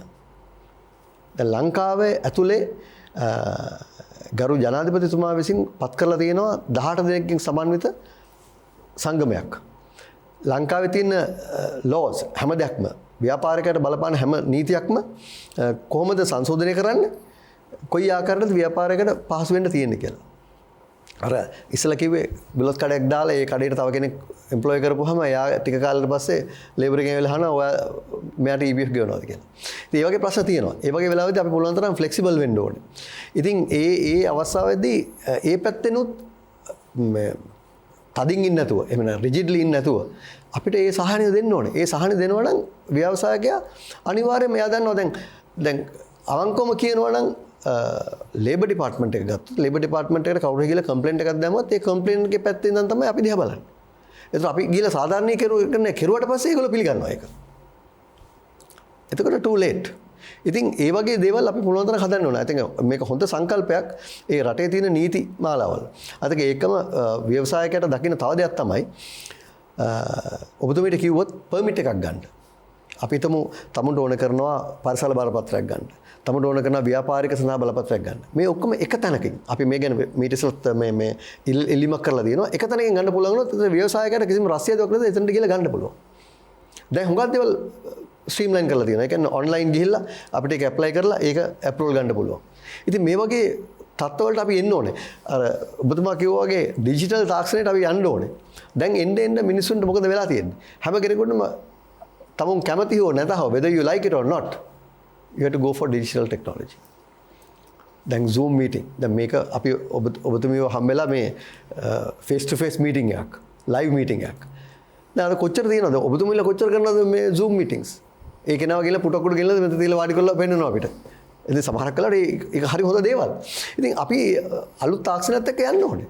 ඉතින් ඒකත් එක්ක යන්න නම් යන්නේකින් වෙන ප්‍රයෝජනේ තමයි මේ වසංගත තත්වය නිමා වීගෙන යෑම. ඒ විතරක් නෙමෙයි මේක ඉවර කරන්න ඉස්සෙල්ලා මම කියන්නම් තව දෙයක්. මට වෙලාවකදී හම්බුණා මේ වාහනේ පාක් කරන ගමන් පාකින් වෝඩන් කෙනෙක්. වයසක ගෑනු කෙනෙක් ඒක නම මාව දන්නවා. ආසර් කොහොමද මං ගාවන්දයි. කොහොමද ඔයාගේ වීස් ප්‍රොබ්ලම් එක? මම නිකන් ඇහුවා. එයා ඒ මනුස්සයාට වීස් තියෙනවා. එතකොට මට කිව්වා සර් මාස්ක් එක දාන්න ගත්තට පස්සේ සර් මට වීස් හැදුන්නේ නැහැ කිව්වා. නැත්තම් එයා දවස් දෙකකට සරා නෙබුලයිස් කරනවා. හිතන්න මොකද්ද වෙලා තියෙන්නේ හෙල්ත් සෙක්ටර් එකේ? අද ස්වසන පැත්තෙන් තියෙන රෝග හුඟක් නිවාරණය වෙලා තියෙනවා. හුඟක් ඉවර වෙලා තියෙන්නේ. ඇයි? අපි යමක් මේවා කරන්නේ. ඒකට අපි දැනගන්න ඕනේ.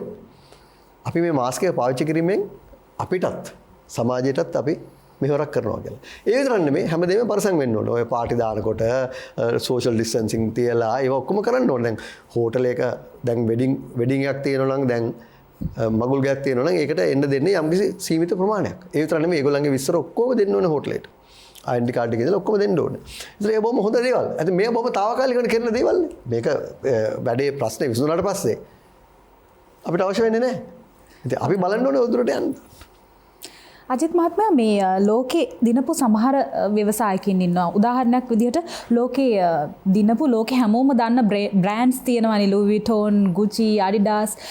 ලංකාවේ ඇතුලේ මේ වගේ බ්‍රෑන්ඩ් එකක් ලෝකෙට අරගෙන යන්න තාමත් බැරි වෙලා තියෙනවා. අපේ ව්‍යවසායකින්ට Made in Sri Lanka brand එකක් ලෝකෙට අරගෙන යන්න බැරි වෙලා තියෙන්නේ ගැටලුව භාෂාවද, තාක්ෂණයද, එහෙමත් නැත්නම් නිර්මාණශීලී චින්තනයද මොකක්ද? ඇයි අපේ බ්‍රෑන්ඩ් එකක් හැදෙන්නේ නැත්තේ? Okay. මහිතනේ හුඟක් වැදගත් ප්‍රශ්නයක් අපි අපේ ෆෙඩරේෂන් එක තුළ ඩිස්කස් කරපු දෙයක්.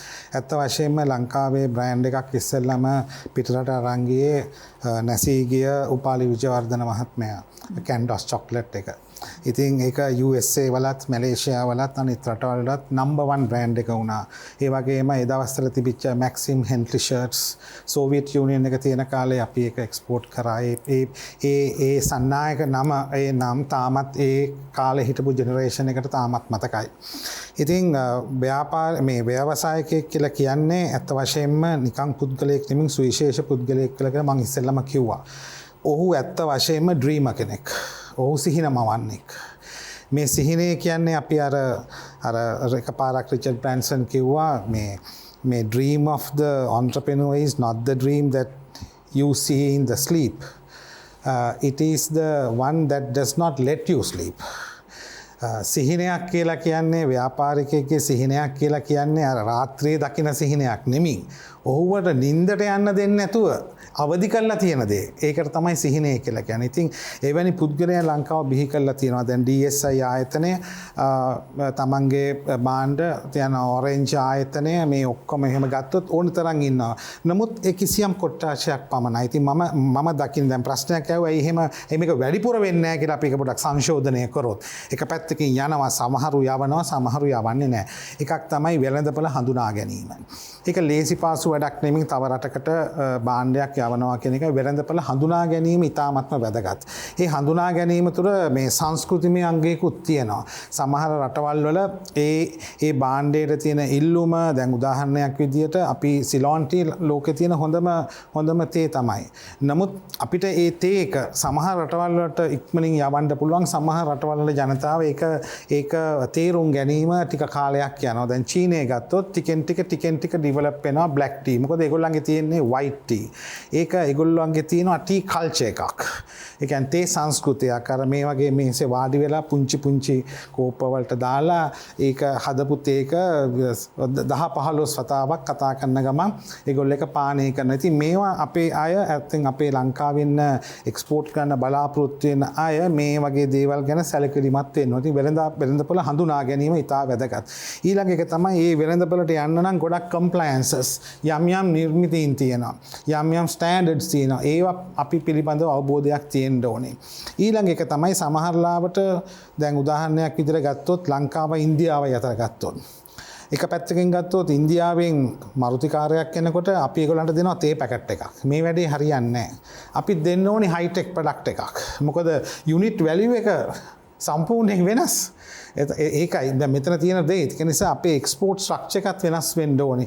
ඇපරල්, ස්පයිසස් ඔය ඔක්කොම තියෙනවා. නමුත් ඊට අමතරව අපි ගේන්න ඕනේ හයිටෙක් ප්‍රොඩක්ට්ස් අපි නිර්මාණය කරන්න ඕනේ. ඉලෙක්ට්‍රිකල්, ඉලෙක්ට්‍රොනික ඒ අයිටම්. ඒව තුලින් තමයි අපිට ගෙනියන්න වෙන්නේ බ්‍රෑන්ඩ් එක. ඉතින් අනිත් පැත්තට ගත්තොත් ඒක එක පැත්ත. අනිත් පැත්තට ගත්තොත් දැන් ඉන්දියාවයි ලංකාව අතර ගත්තොත් මට කියන්න පුළුවන් ලංකාවේ සමහර ඉලෙක්ට්‍රිකල් අයිටම්ස් තියෙනවා ට්‍රාන්ස්ෆෝමර්ස් වගේ දේවල්. ඒවා අපේ එක්ස්පෝර්ට් ප්‍රයිස් එකට වඩා ඉන්දියාවෙන් පිටරටවල් වලින් කියන ඉම්පෝර්ට් ප්‍රයිස් එක වැඩි. ඒ කියන්නේ එතන අපිට මාකට් එකක් තියෙනවා. ඉතින් ඒක අපි යන්න අපිට බොහෝ අයගේ උදව් ඕනේ. රජයේ උදව් ඕනේ.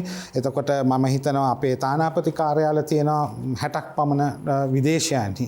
ඒවා වලින් මම හිතනවා ඒ අයට යම්කිසි සංවේදීතාවයක් තියෙනවා. අපි ගොඩක් සතුටු වෙනවා අපි ඒත් එක්ක වැඩ කරනවා. නමුත් ඒගොල්ලන්ට යම් පහසුකම් දෙන්න ඕනේ. මේක තව වැඩිපුර ඒගොල්ලන්ට තව මේ ගැන අවධානය යොමු කරන්න පුළුවන් තැනකට ඒගොල්ලන්වත් ගේන්න ඕන. ඉතින් වෙළඳපොළ හඳුනා ගැනීම සහ ඒ රටේ තියෙන කම්ප්ලයන්සස් දැන ගැනීම, ඒ වගේම ඒ රටේ තියෙන යුනිට් ප්‍රයිස් එක, ලෑන්ඩඩ් ප්‍රයිස් එක අපි කොහොමද කැල්කියුලේට් කරන්නේ සහ තව එකක් තියෙනවා. ඊළඟ එක තමයි මිනිමම් ඕඩර් ක්වොන්ටිටි එක.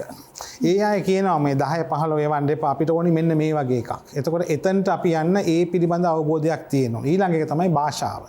චීනයට යනවා නම් අපි චීන භාෂාව යම් කිසි ප්‍රමාණයකට හදාරන්න ඕනේ. ඉතින් මම හිතනවා මේ වගේ දේවල් අපි වැඩි දියුණු කරොත් මම හිතනවා අපිට අර එක වේව් එකක් අපි දැක්කා උපාලි විජයවර්ධන මහත්තයාගෙන් පටන් අරගෙන DSI ඔරෙන්ජ් ඒ දක්වා ආපු වේව් එකට අමතරව අලුත් වේව් එකක් අපිට හදන්න පුළුවන් වෙයි කියලා. හොඳයි අපි සූදානම් විරාමයක් ලබා ගන්න. විරාමයෙන් අනතුරුව අපි නැවතත් එනවා කාලාත්‍රේ කතා බහත් එක්ක අපේ රටේ ව්‍යවසායකයින් ගැන කතා කරන්න.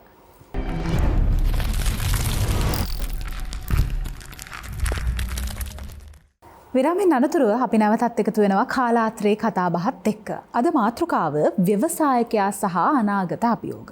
ලංකාවේ ව්‍යවසායකින් අද වෙද්දී මුහුණ දෙන අභියෝග සහ ඒවාට පිළියම් ගැන අපි කතා කරා. අපි ඉන්නේ වැඩසටහනේ අවසන් කොටස තුල. අපි අවසන් විරාමයයි ලබා ගත්තේ. අපිට පුංචි වෙලාවක් විතරයි තියෙන්නේ ව්‍යවසායකයාගේ ගැටලු සහ අභියෝග වලට පිළිතුරු හොයන්න.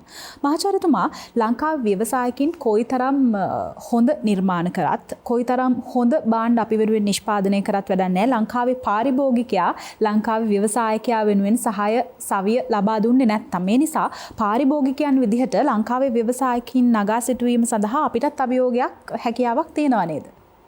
ඉතාමත් පැහැදිලි. ඒ කියන්නේ අපි ගුණාත්මක භාණ්ඩ ලබා දෙනවා නම් පාරිභෝගිකයා භාණ්ඩ මිලදී ගන්න සූදානම්. හොඳම උදාහරණය ගෘහස්ත වතුර මෝටර්. තොර ගෘහස්ත වතුර මෝටර් මොනතරම් විදේශ වලින් අපි ආනයනය කරත් අපේ ජිනසේන වතුර මෝටරේ පිළිබඳව දැඩි විශ්වාසයක් පාරිභෝගිකයන්ගේ තිබුණා. ඒතකොට ඒ වගේම මොනතරම් විදේශ පාවහන කියන සෙරෙප්පු ආනයනය කරත් DSI සෙරෙප්පුව පිළිබඳව දැඩි විශ්වාසයක් තිබුණා. එතකොට ඒක තමයි අපේ ඒ ප්‍රමිතීන් වලට යනවා නම් අපිට මං හිතන්නේ ඒක පිළිබඳව කිසිම ගැටලුවක් නැහැ. පාරිභෝගිකයා ඒ දේවල් මිලදී ගන්න සූදානම්. ඉතින් එතෙන්දී අර විශේෂයෙන්ම ඒ ගෙවන මිල පිළිබඳව තීරණය වෙන්න ඕනේ. දැන් හැබැයි අපි අමතක කළ යුතු නෑ. දැන් අර පිටරටින් එන ගෘහස්ත වතුර මෝටරයකට වැඩිය ජිනසේන වතුර මෝටරේ මිල පොඩ්ඩක් ටිකක් ඉහළ මට්ටමක තිබුණේ. හැබැයි මේ පාරිභෝගිකයෙක් මිලදී ගන්න සූදානම් වුණා. ඒකට නම් දැන් මම හැමතිස්සෙම සඳහන් කරන්නේ අපි ඉදිරි කාලයේදී අපි ව්‍යවසායකයන් බිහි කරන්න සිද්ධ වෙනවා. දැන් මේ කොවිඩ් එකත් එක්ක අපිට කොවිඩ් එක අපි දන්නේ යම් කිසි කාලයකදී මේකෙන් පස්සේ අපි ව්‍යවසායකත්වය නිර්මාණය වෙනවා අනිවාර්යයෙන්. එතකොට අපිට ප්ලෑන් එකක් තියෙන්න ඕන මොන වගේ ව්‍යවසායකයන්ද අපි නිර්මාණය කරන්න කියලා. දැන් උදාහරණයක් විදිහට ගත්තොත් එහෙම දැන් අපි මේ ආකාරයට ගත්තොත් අපි දැන් අපේ මොනවා වුණත් ඉදිරි කාලයේදී මේ කොවිඩ් වසංගතය අවසන් වුණාට පස්සේ අපි අනිකුත් රටවල් එක්ක අපිට හොඳ තරගයක් දෙන්න පුළුවන් එකක් තමයි ඉන්ඩස්ට්‍රි එකක් තමයි ඔය ටූරිසම් කියන එක. එතකොට මේ ටූරිසම් වලදී දැන් පහුගිය කාලේදී ටූරිසම් මාර්තු වෙනතුරු අපි මම හිතන්නේ පාස්කු ප්‍රහාරයෙන් පස්සේ ආපහු මාර්තු වෙන දක්වා හැදීගෙන එනකොට තමයි මේ මාර්තු වල පළවෙනි රෝගියා අපිට මත්තේ කොටින් හම්බෙන්නේ. එතකොට දැන් ඒ අවස්ථාව වෙනකොට ඔය ගෘහස්ත මොකද මම දැන් මේකට කියන්නේ ගෙද මේ එකෝ ටූරිසම් නෙවෙයි ඒ කියන්නේ ගෙදරකම කාමරයක් ටූරිස්ට්ලා වෙනුවෙන් තියාගෙන හිටපු කණ්ඩායම් හිටියා. දැන් ඔය සීගිරිය අවට Taman ඉදි කරන ගෙදරේ කාමරයක් වෙනම සංචාරකයන්. ඒතකොට එයා booking.com වලට එයා ඇඩ්ලා හිටියේ. හැබැයි ලොකු ඉංග්‍රීසි දැනුමක් තිබුණේ නැහැ. availability කියලා හුවට පස්සේ yes or no කියලා ටයිප් කරන විතරයි දැනගන්න ඕනලා තිබුණේ. ඒතකොට අන්න ඒ වගේ තත්ත්වයකට පත් වෙලා හිටියා. ඉතින් මේ හැබැයි ඒවා ඒ ස්වයංවම ඒගොල්ලෝ නිර්මාණය වුණේ ඒවා. ඒතකොට මම හිතන්නේ අන්න එවැනි තත්ත්වයකට අපි එවැනි තත්ත්වයකට මේ ව්‍යවසායකයන් නගා සිටුවීම කළ යුතු වෙනවා. අනිත් එක තමයි අපි විශේෂයෙන්ම මේ දෛනිකව අපිට එකතු වෙන ශ්‍රම බලකාය අපි දැනුමක් ලබා දී යුතු වෙනවා. මෙන්න මේ මොන ආකාරයේද ව්‍යාපාරයන් වලටද මේ අවස්ථාවන් තිබෙන්නේ කියලා. ඒක නිසා තමයි අද ග්‍රාමීය මට්ටමේ තරුණයෙක් O level ෆේල් වුණා නම් ඇඩ්වාන්ස් ලෙවල් ෆේල් වුණා නම් ඊළඟ දවසේ ඔහු ඉන්නේ 3 wheel park එකේ 3 wheel එකත් එක්කන. හැබැයි ඉන් එහා ගියපු ලොකු ව්‍යාපාර තියෙනවා කියන එක පිළිබඳව සාකච්ඡාවක් සම්මුතියක් සහ දැනුවත් කිරීමේ වැඩසටහන් නැහැ. ඉතින් විශේෂයෙන්ම අන්න එවැනි ග්‍රාමීය මට්ටමේ පටන් එවැනි දැනුමක් වර්ධනය කිරීම සහ විශේෂයෙන් ග්‍රාමීය මට්ටමේ ග්‍රාම සේවක නිලධාරී වගේ ප්‍රබල චරිත තියෙන්න ඕනේ.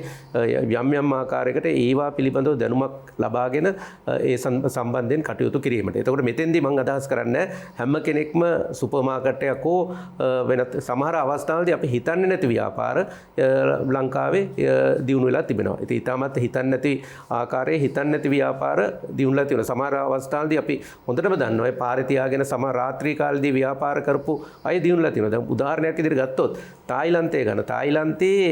තායිලන්තයේ රාත්‍රී කාලයේදී සම්පූර්ණම පේමන්ට් හෝටල් බවට පත් වෙනවා. හැබැයි උදේ වෙනකොට එතන හෝටලයක් තිබුණද කියලාවත් දැනගන්න ඒකත් ඒ ඩිසිප්ලින් එකක් අපිට ඒ ආන්ත්‍රණය ක්‍රියාත්මක කරන්න සිද්ධ වෙනවා. ඉතින් මේ වගේ යම් දේවල් පිළිබඳව අපි මේ ව්‍යවසායකයන් නංවාලීම සඳහා ඒ සම්බන්ධයෙන් කටයුතු කිරීම ඉතාමත්ම වැදගත්. එතකොට ඒ සඳහා අපිට තිබෙන්න ඕන මේ ව්‍යවසායකයන් මොන ඉදිරි කාලයේදී අපි නිෂ්පාදනය කළ යුත්තේ මොනවාද?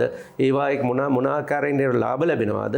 සහ ඒවාට කොච්චර පිරිවැයක් එනවාද කියන එක පිළිබඳව ජනතාවට නිරන්තරයෙන්ම එවයානස් එකක් තියාගන්න පුළුවන් ආකාරයේ වැඩසටහන් ඉදිරියේදී සම්පාදනය විය යුතුයි. ඒ හරහා තමයි අපිට පුළුවන් වෙන්නේ. දැන් උදාහරණයක් විදිහට ගත්තොත් එහෙම අපි දන්නවා අපි ගත්තොත් දැන් කොරියාව වගේ රටවල් කොරියාව අපි ඉස්සර කොරියාව කියලා කිව්වේ නගරයේ තිබෙන අන්තිම මුඩුක්කු ප්‍රදේශයකට තමයි කොරියාව කියලා කිව්වේ. අද කොරියාව කියලා කිව්වොත් එහෙම අපිට හිතා ගන්නත්. ඒතර කොරියාව දියුණුනේ කොහමද? කොරියාව ටිකෙන් ටික නිෂ්පාදනයන් හරහා තමයි දියුණුනේ. ඒගොල්ලෝ අද වෙනකොට ජපානයත් එක්ක තරංග වදිනවා මෝටර රථ නිෂ්පාදනයේට. ඉතින් ඒ වගේ යන තරංකාරී නිෂ්පාදනයන් කරන්න නම් ඒතකොට මේක රාජ්‍යාංශය, පුජ්‍යලිකාංශය සහ අනිකුත් රාජ්‍යාංශයේ වැටුප් ලබා ගන්නා නිලධාරීන් දැඩි කැපකිරීමකින් මේ සම්බන්ධයෙන් කටයුතු කළ යුතුයි. එහෙම වුණොත් තමයි අපිට මේ ව්‍යවසායකයන් නිර්මාණය කළා ලෝකාර්ථිකය ජයග්‍රහණය කිරීම දක්වා අපිට ගමන් කරන්න පුළුවන් වෙන්නේ.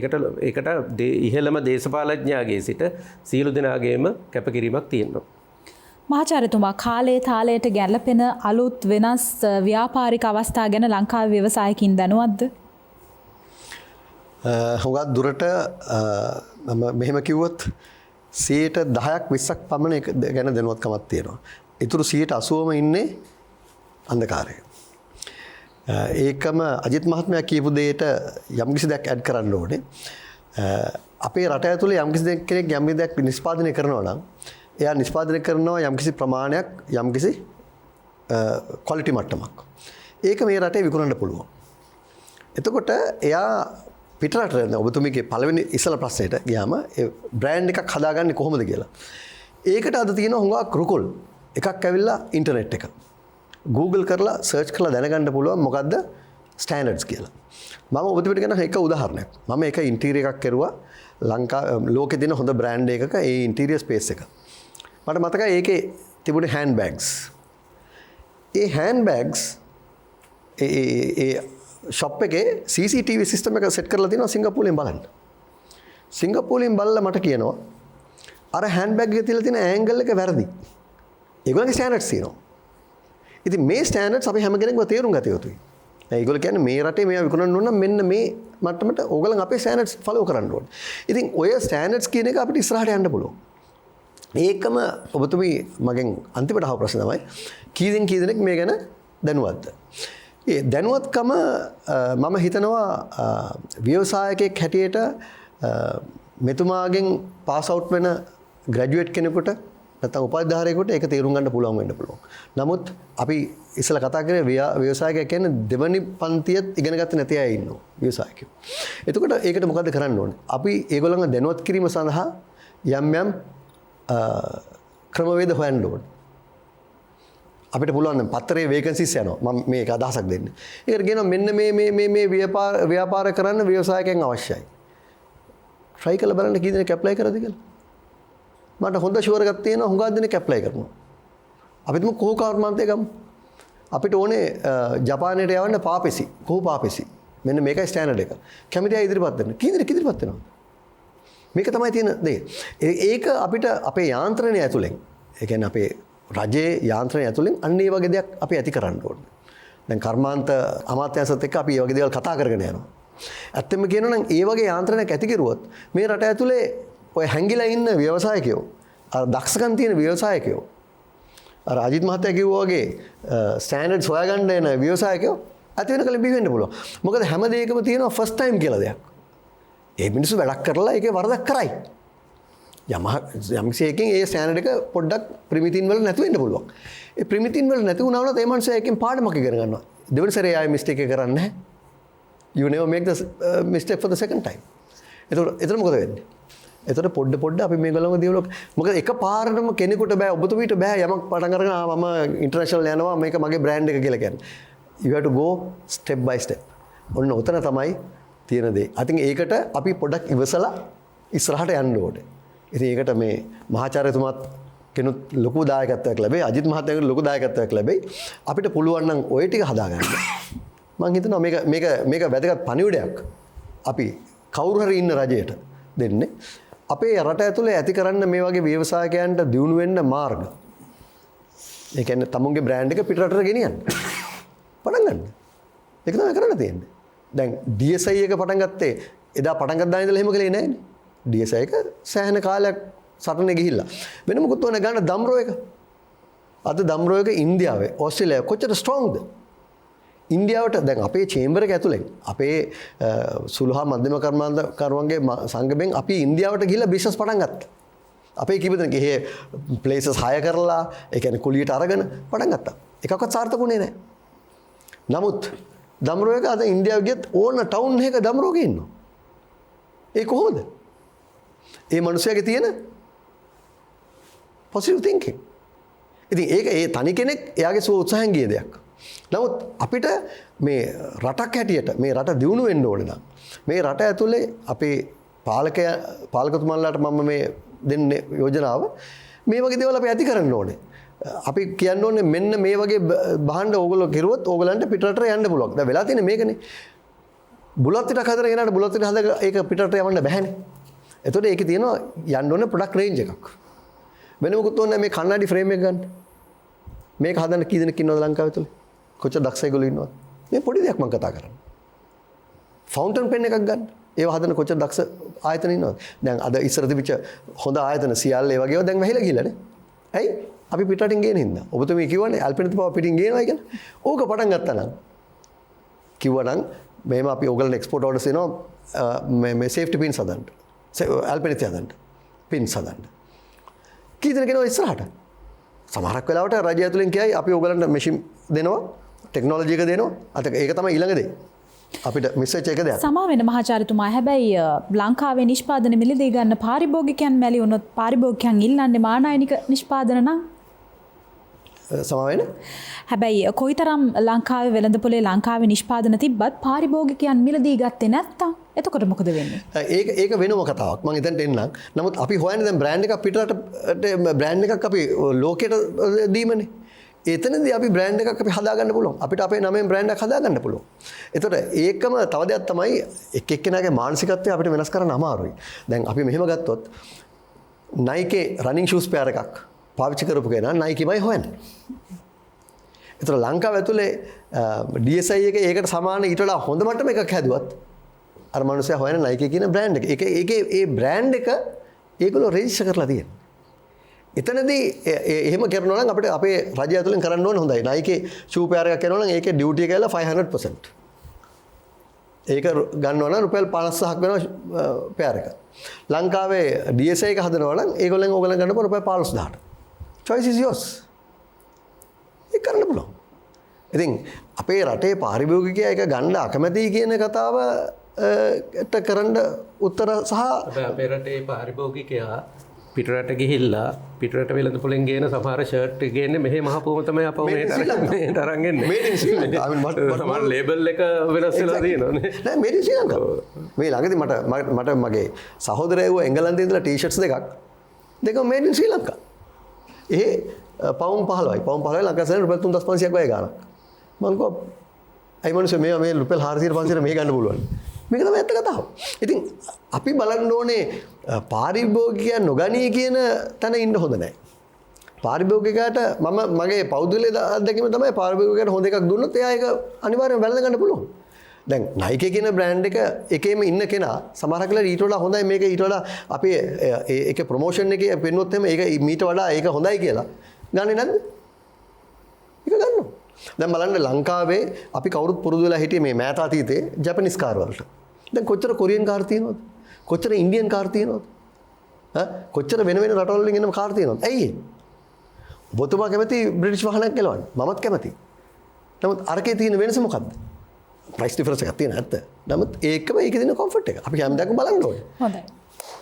අජිත් මහත්මයා මේ ලංකාවේ ව්‍යවසායකින්ගේ sannivedana හැකියාවන් ප්‍රවර්ධනය කරන්න ඔබේ ආයතනයෙන් උදව් කරන්නේ නැද්ද? සමහර වෙලාවට ලංකාවේ ව්‍යවසායකින්ගේ නිෂ්පාදන බොහොම ඉහළයි, ගුණාත්මකභාවයෙන් ඉහළයි. අපි දන්නවා නිෂ්පාදනය හොඳයි. හැබැයි අලෙවි කිරීමේදී පාරිභෝගිකයත් එක්ක කරන ගනුදෙනුවේදී සමහර වෙලාවට ව්‍යවසායකයා අසාර්ථක වෙන අවස්ථා තියෙනවා. මෙන්න මේ කාරණයට ව්‍යවසායකින්ට ඔබතුමන්ලා උදව් කරන්නේ උපදෙස් දෙන්නේ නැද්ද? අපි මේක දේශීය සහ විදේශීය වශයෙන් අපි දෙආකාරයට සිදු කරනවා. එකක් තමයි අපි ලංකාවෙන්න කැන ව්‍යවසායකයන්ට ඒ අයගේ භාණ්ඩ පිටරට එක්සිබිෂන්ස් වලට ගිහිල්ලා ප්‍රදර්ශනය කරන්න මේ කෝවිඩ් පැමිණීම දක්වා අපි අති විශාල සංඛ්‍යාවක් චීනයට, ඉන්දියාවට, තායිලන්තයට, ඒ වගේම යුරෝප් රටවල් වලට අපි යවුවා. ඒ අයට ගිහිල්ලා බොහොම අඩු මුදලකට ස්ටෝල් එකක් අරගෙන ගිහිල්ලා තමන්ගේ මේ තියෙන භාණ්ඩය පිළිබඳව ඒ රටට ගිහිල්ලා හඳුන්වා දෙන්න අපි සෑහෙන උත්සාහයක් ගත්ත එක ඒකත් වශයෙන් ගොඩක් සාර්ථක වුණා. ඊට පස්සේ COVID-19 වලින් පස්සේ අපි පොඩ්ඩක් ගියා ඔන්ලයින් සිස්ටම් එකට. ලංකාවේ ශ්‍රී ලාංකික තානාපති කාර්යාල කිහිපයක් එක්ක උදාහරණයක් විතර ඉන්දුනීසියන් ලංකාවේ තියෙන ලංකාවේ විදේශීය තානාපති කාර්යාල කාලේ තියෙනවා පිටරට එකක් ඉන්දුනීසියාත් එක්ක අපි කරා ජාකර්තා නුවර තියෙන ශ්‍රී ලාංකික තානාපති කාර්යාලයත් එක්ක ඒ වගේම ඊට පස්සේ කොරියාවේ සෝල් නුවර තියෙන ශ්‍රී ලාංකීය තානාපති කාර්යාලයත් සමඟ අපි ඔන්ලයින් සිස්ටම් එකට එහි හොඳම ව්‍යවසායකයන් සහ අපේ ව්‍යවසායකයන් ගෙනල්ලා අපි ගොඩක් ඔන්ලයින් ගත්ත මම ගොඩක් සතුටුයි කියන්න ඉන්දුනීසියාව සහ කොරියා දෙකම ගොඩක් සාර්ථකයි. ඒ අය බොහෝ හුවමාරු කියන්නේ බොහෝ භාණ්ඩ හා සේවා හුවමාරු කරගන්න ඒ අය ගොඩක් දුරට කැමති වුණා එක එකක්. ඊළඟට දැන් අපි මේ COVID-19 තුලින් අපි අලුත් ප්ලැට්ෆෝම් එකකට අපේ ප්‍රොඩක්ට්ස් ඔක්කොම ගෙනාවා. මොකද මේ සෝෂල් ඩිස්ටන්සින් තියෙන එකත් එක්ක ඒ තියෙන අභියෝගය ජය ගන්න. අපි ගියස් තැන් සති 3කට වගේ ඉස්සෙල්ලා www.wanija.lk කියන e-පෝටල් එක අපි නිර්මාණය කරගෙන යනවා. ඒ අනුව අපේ සමාජිකයන් අපේ තියෙන ගොඩක් වෙලාට අපේ ඉන්ඩිවිජුවල් මෙම්බර්ස් නෙමින් ඉන්නේ. අපේ ඉන්නේ තවත් චේම්බර්ස් සහ බිස්නස් ඇසෝසියේෂන්. ඒවා යටතේ තමයි මෙම්බර්ස්ලා ඉන්නේ. ඉතින් මේ අයට අපි ඒක විවෘත කරලා තියෙනවා. Tamanට බොහොම සුළු මුදලක් ගෙවලා මේ e-පෝටල් එකේ රෙජිස්ටර් වෙන්න. එතකොට උදාහරණයක් විදියට මට අවශ්‍ය නම් මම කන්ස්ට්‍රක්ටර් කෙනෙක් නම් මම මගේ කන්ස්ට්‍රක්ෂන් සයිට් එක තියෙන්නේ ගාල්ලේ නම් නැත්තම් මාතර නම් එතන කවුද ඉන්නේ සප්ලයර්ස්ලා. දැන් මේ තියෙන පෝටල් එක තුලින් හඳුනා ගන්න පුළුවන්. ඊළඟ ස්ටේජ් එක තමයි ඊට පස්සේ ඒගොල්ලන්ට ඕඩර්ස් ප්ලේස් කරන්න එන එක. ඉතින් මේ දෙක දැන් අපි හඳුන්වා දීලා තියෙනවා.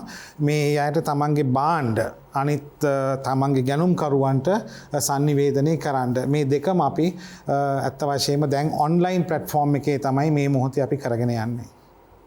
හොඳයි අද කාලාත්‍රේ කතාබහ තුළින් අපි කතා කරේ ව්‍යවසායකයා සහ අනාගත අභියෝග. පටන් ගද්දි කිව්වා වගේ අපේ රටේ ව්‍යවසායකයාට කවදත් අභියෝග තිබ්බා. ගෝලීය වසංගතයත් එක්ක අපේ රටේ ව්‍යවසායකයන්ට තිබ්බ අභියෝග අද වෙද්දී වැඩි දියුණු වෙලා තියෙනවා.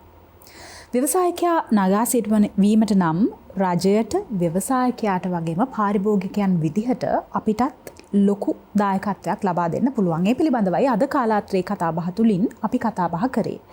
අපි සූදානම් වෙන්නේ අද දවසේ වැඩසටහනෙන් සමුගෙන යන්න. ඊට කලින් මහාචාර්යතුමා අවසන් වශයෙන් අපිට කියන්න අපේ රටේ ව්‍යවසායකයා නගා සිටුවීමට ව්‍යවසායකත්වය කියන ශාස්ත්‍රය සවි බල ගැන්වීමට පාරිභෝගිකයන් විදිහට අපිට තියෙන වගකීම අපි මොනවද කරන්න ඕනේ මේ අපේ රටේ නිෂ්පාදනයක් ලෝකෙට අරන් යන්න නැත්නම් අපි උපයන සල්ලි අපේ රටේ අන්තර් කළමනාකරණය වීම සඳහා මේක පුළුල් මාතෘකාවක් මම දන්නවා ලොකු කාලයක් අවශ්‍යයි මේ ගැන කතා කරන්න. හැබැයි අපිට කෙටියෙන් කියන්න පාරිභෝගිකින් විදිහට අපි මොනවද කරන්න ඕන? පාරිභෝගිකයන් විදිහට අපි කරන්න ඕන පළවෙනිම දේ තමයි අපේ නිවාසවලට අපි මිලදී ගත යුත්තේ කවරාකාර භාණ්ඩද කියන එක පිළිබඳව විශේෂයෙන්ම තක්සේරුවක් තියෙන්න ඕන. අපේ මොකද අපේ ගෙදරකට ගියොත් එහෙම අපි පාවිච්චි කරන්නේ නැති බොහෝ භාණ්ඩ තියෙනවා විදේශ වලින් ආනයනය කරපු.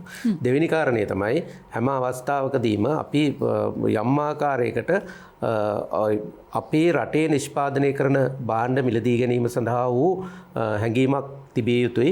හැබැයි එතෙන්දී නිෂ්පාදකයටත් වගකීමක් තිබෙනවා. පාරිභෝගිකයත් ආරක්ෂා කර ගනිමින් දෙගොල්ලොම යම් ආකාරයකට එකඟතාවයන් වලින් යුක්තව ඒ දේවල් කරන්න. එහෙම වුණොත් එහෙම මම හිතන්නේ අපිට දේශීය වෙළඳපොළ දේශය තුල ජය ගන්න පුළුවන් වේවි.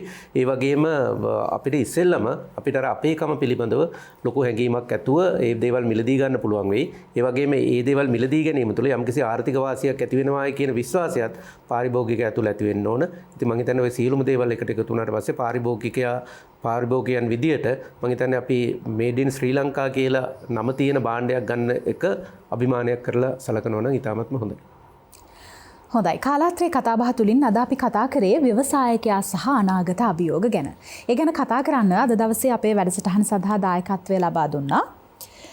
ශ්‍රී ලංකා සුළු හා මධ්‍ය පරිමාණ ව්‍යාපාරිකයන්ගේ සංගමේ සභාපති මහාචාර්ය රොහාන් ද සිල්වා මහතා ඒත් එක්කම අද වැඩසටහන සඳහා දායකත්වය ලබා දුන්නා.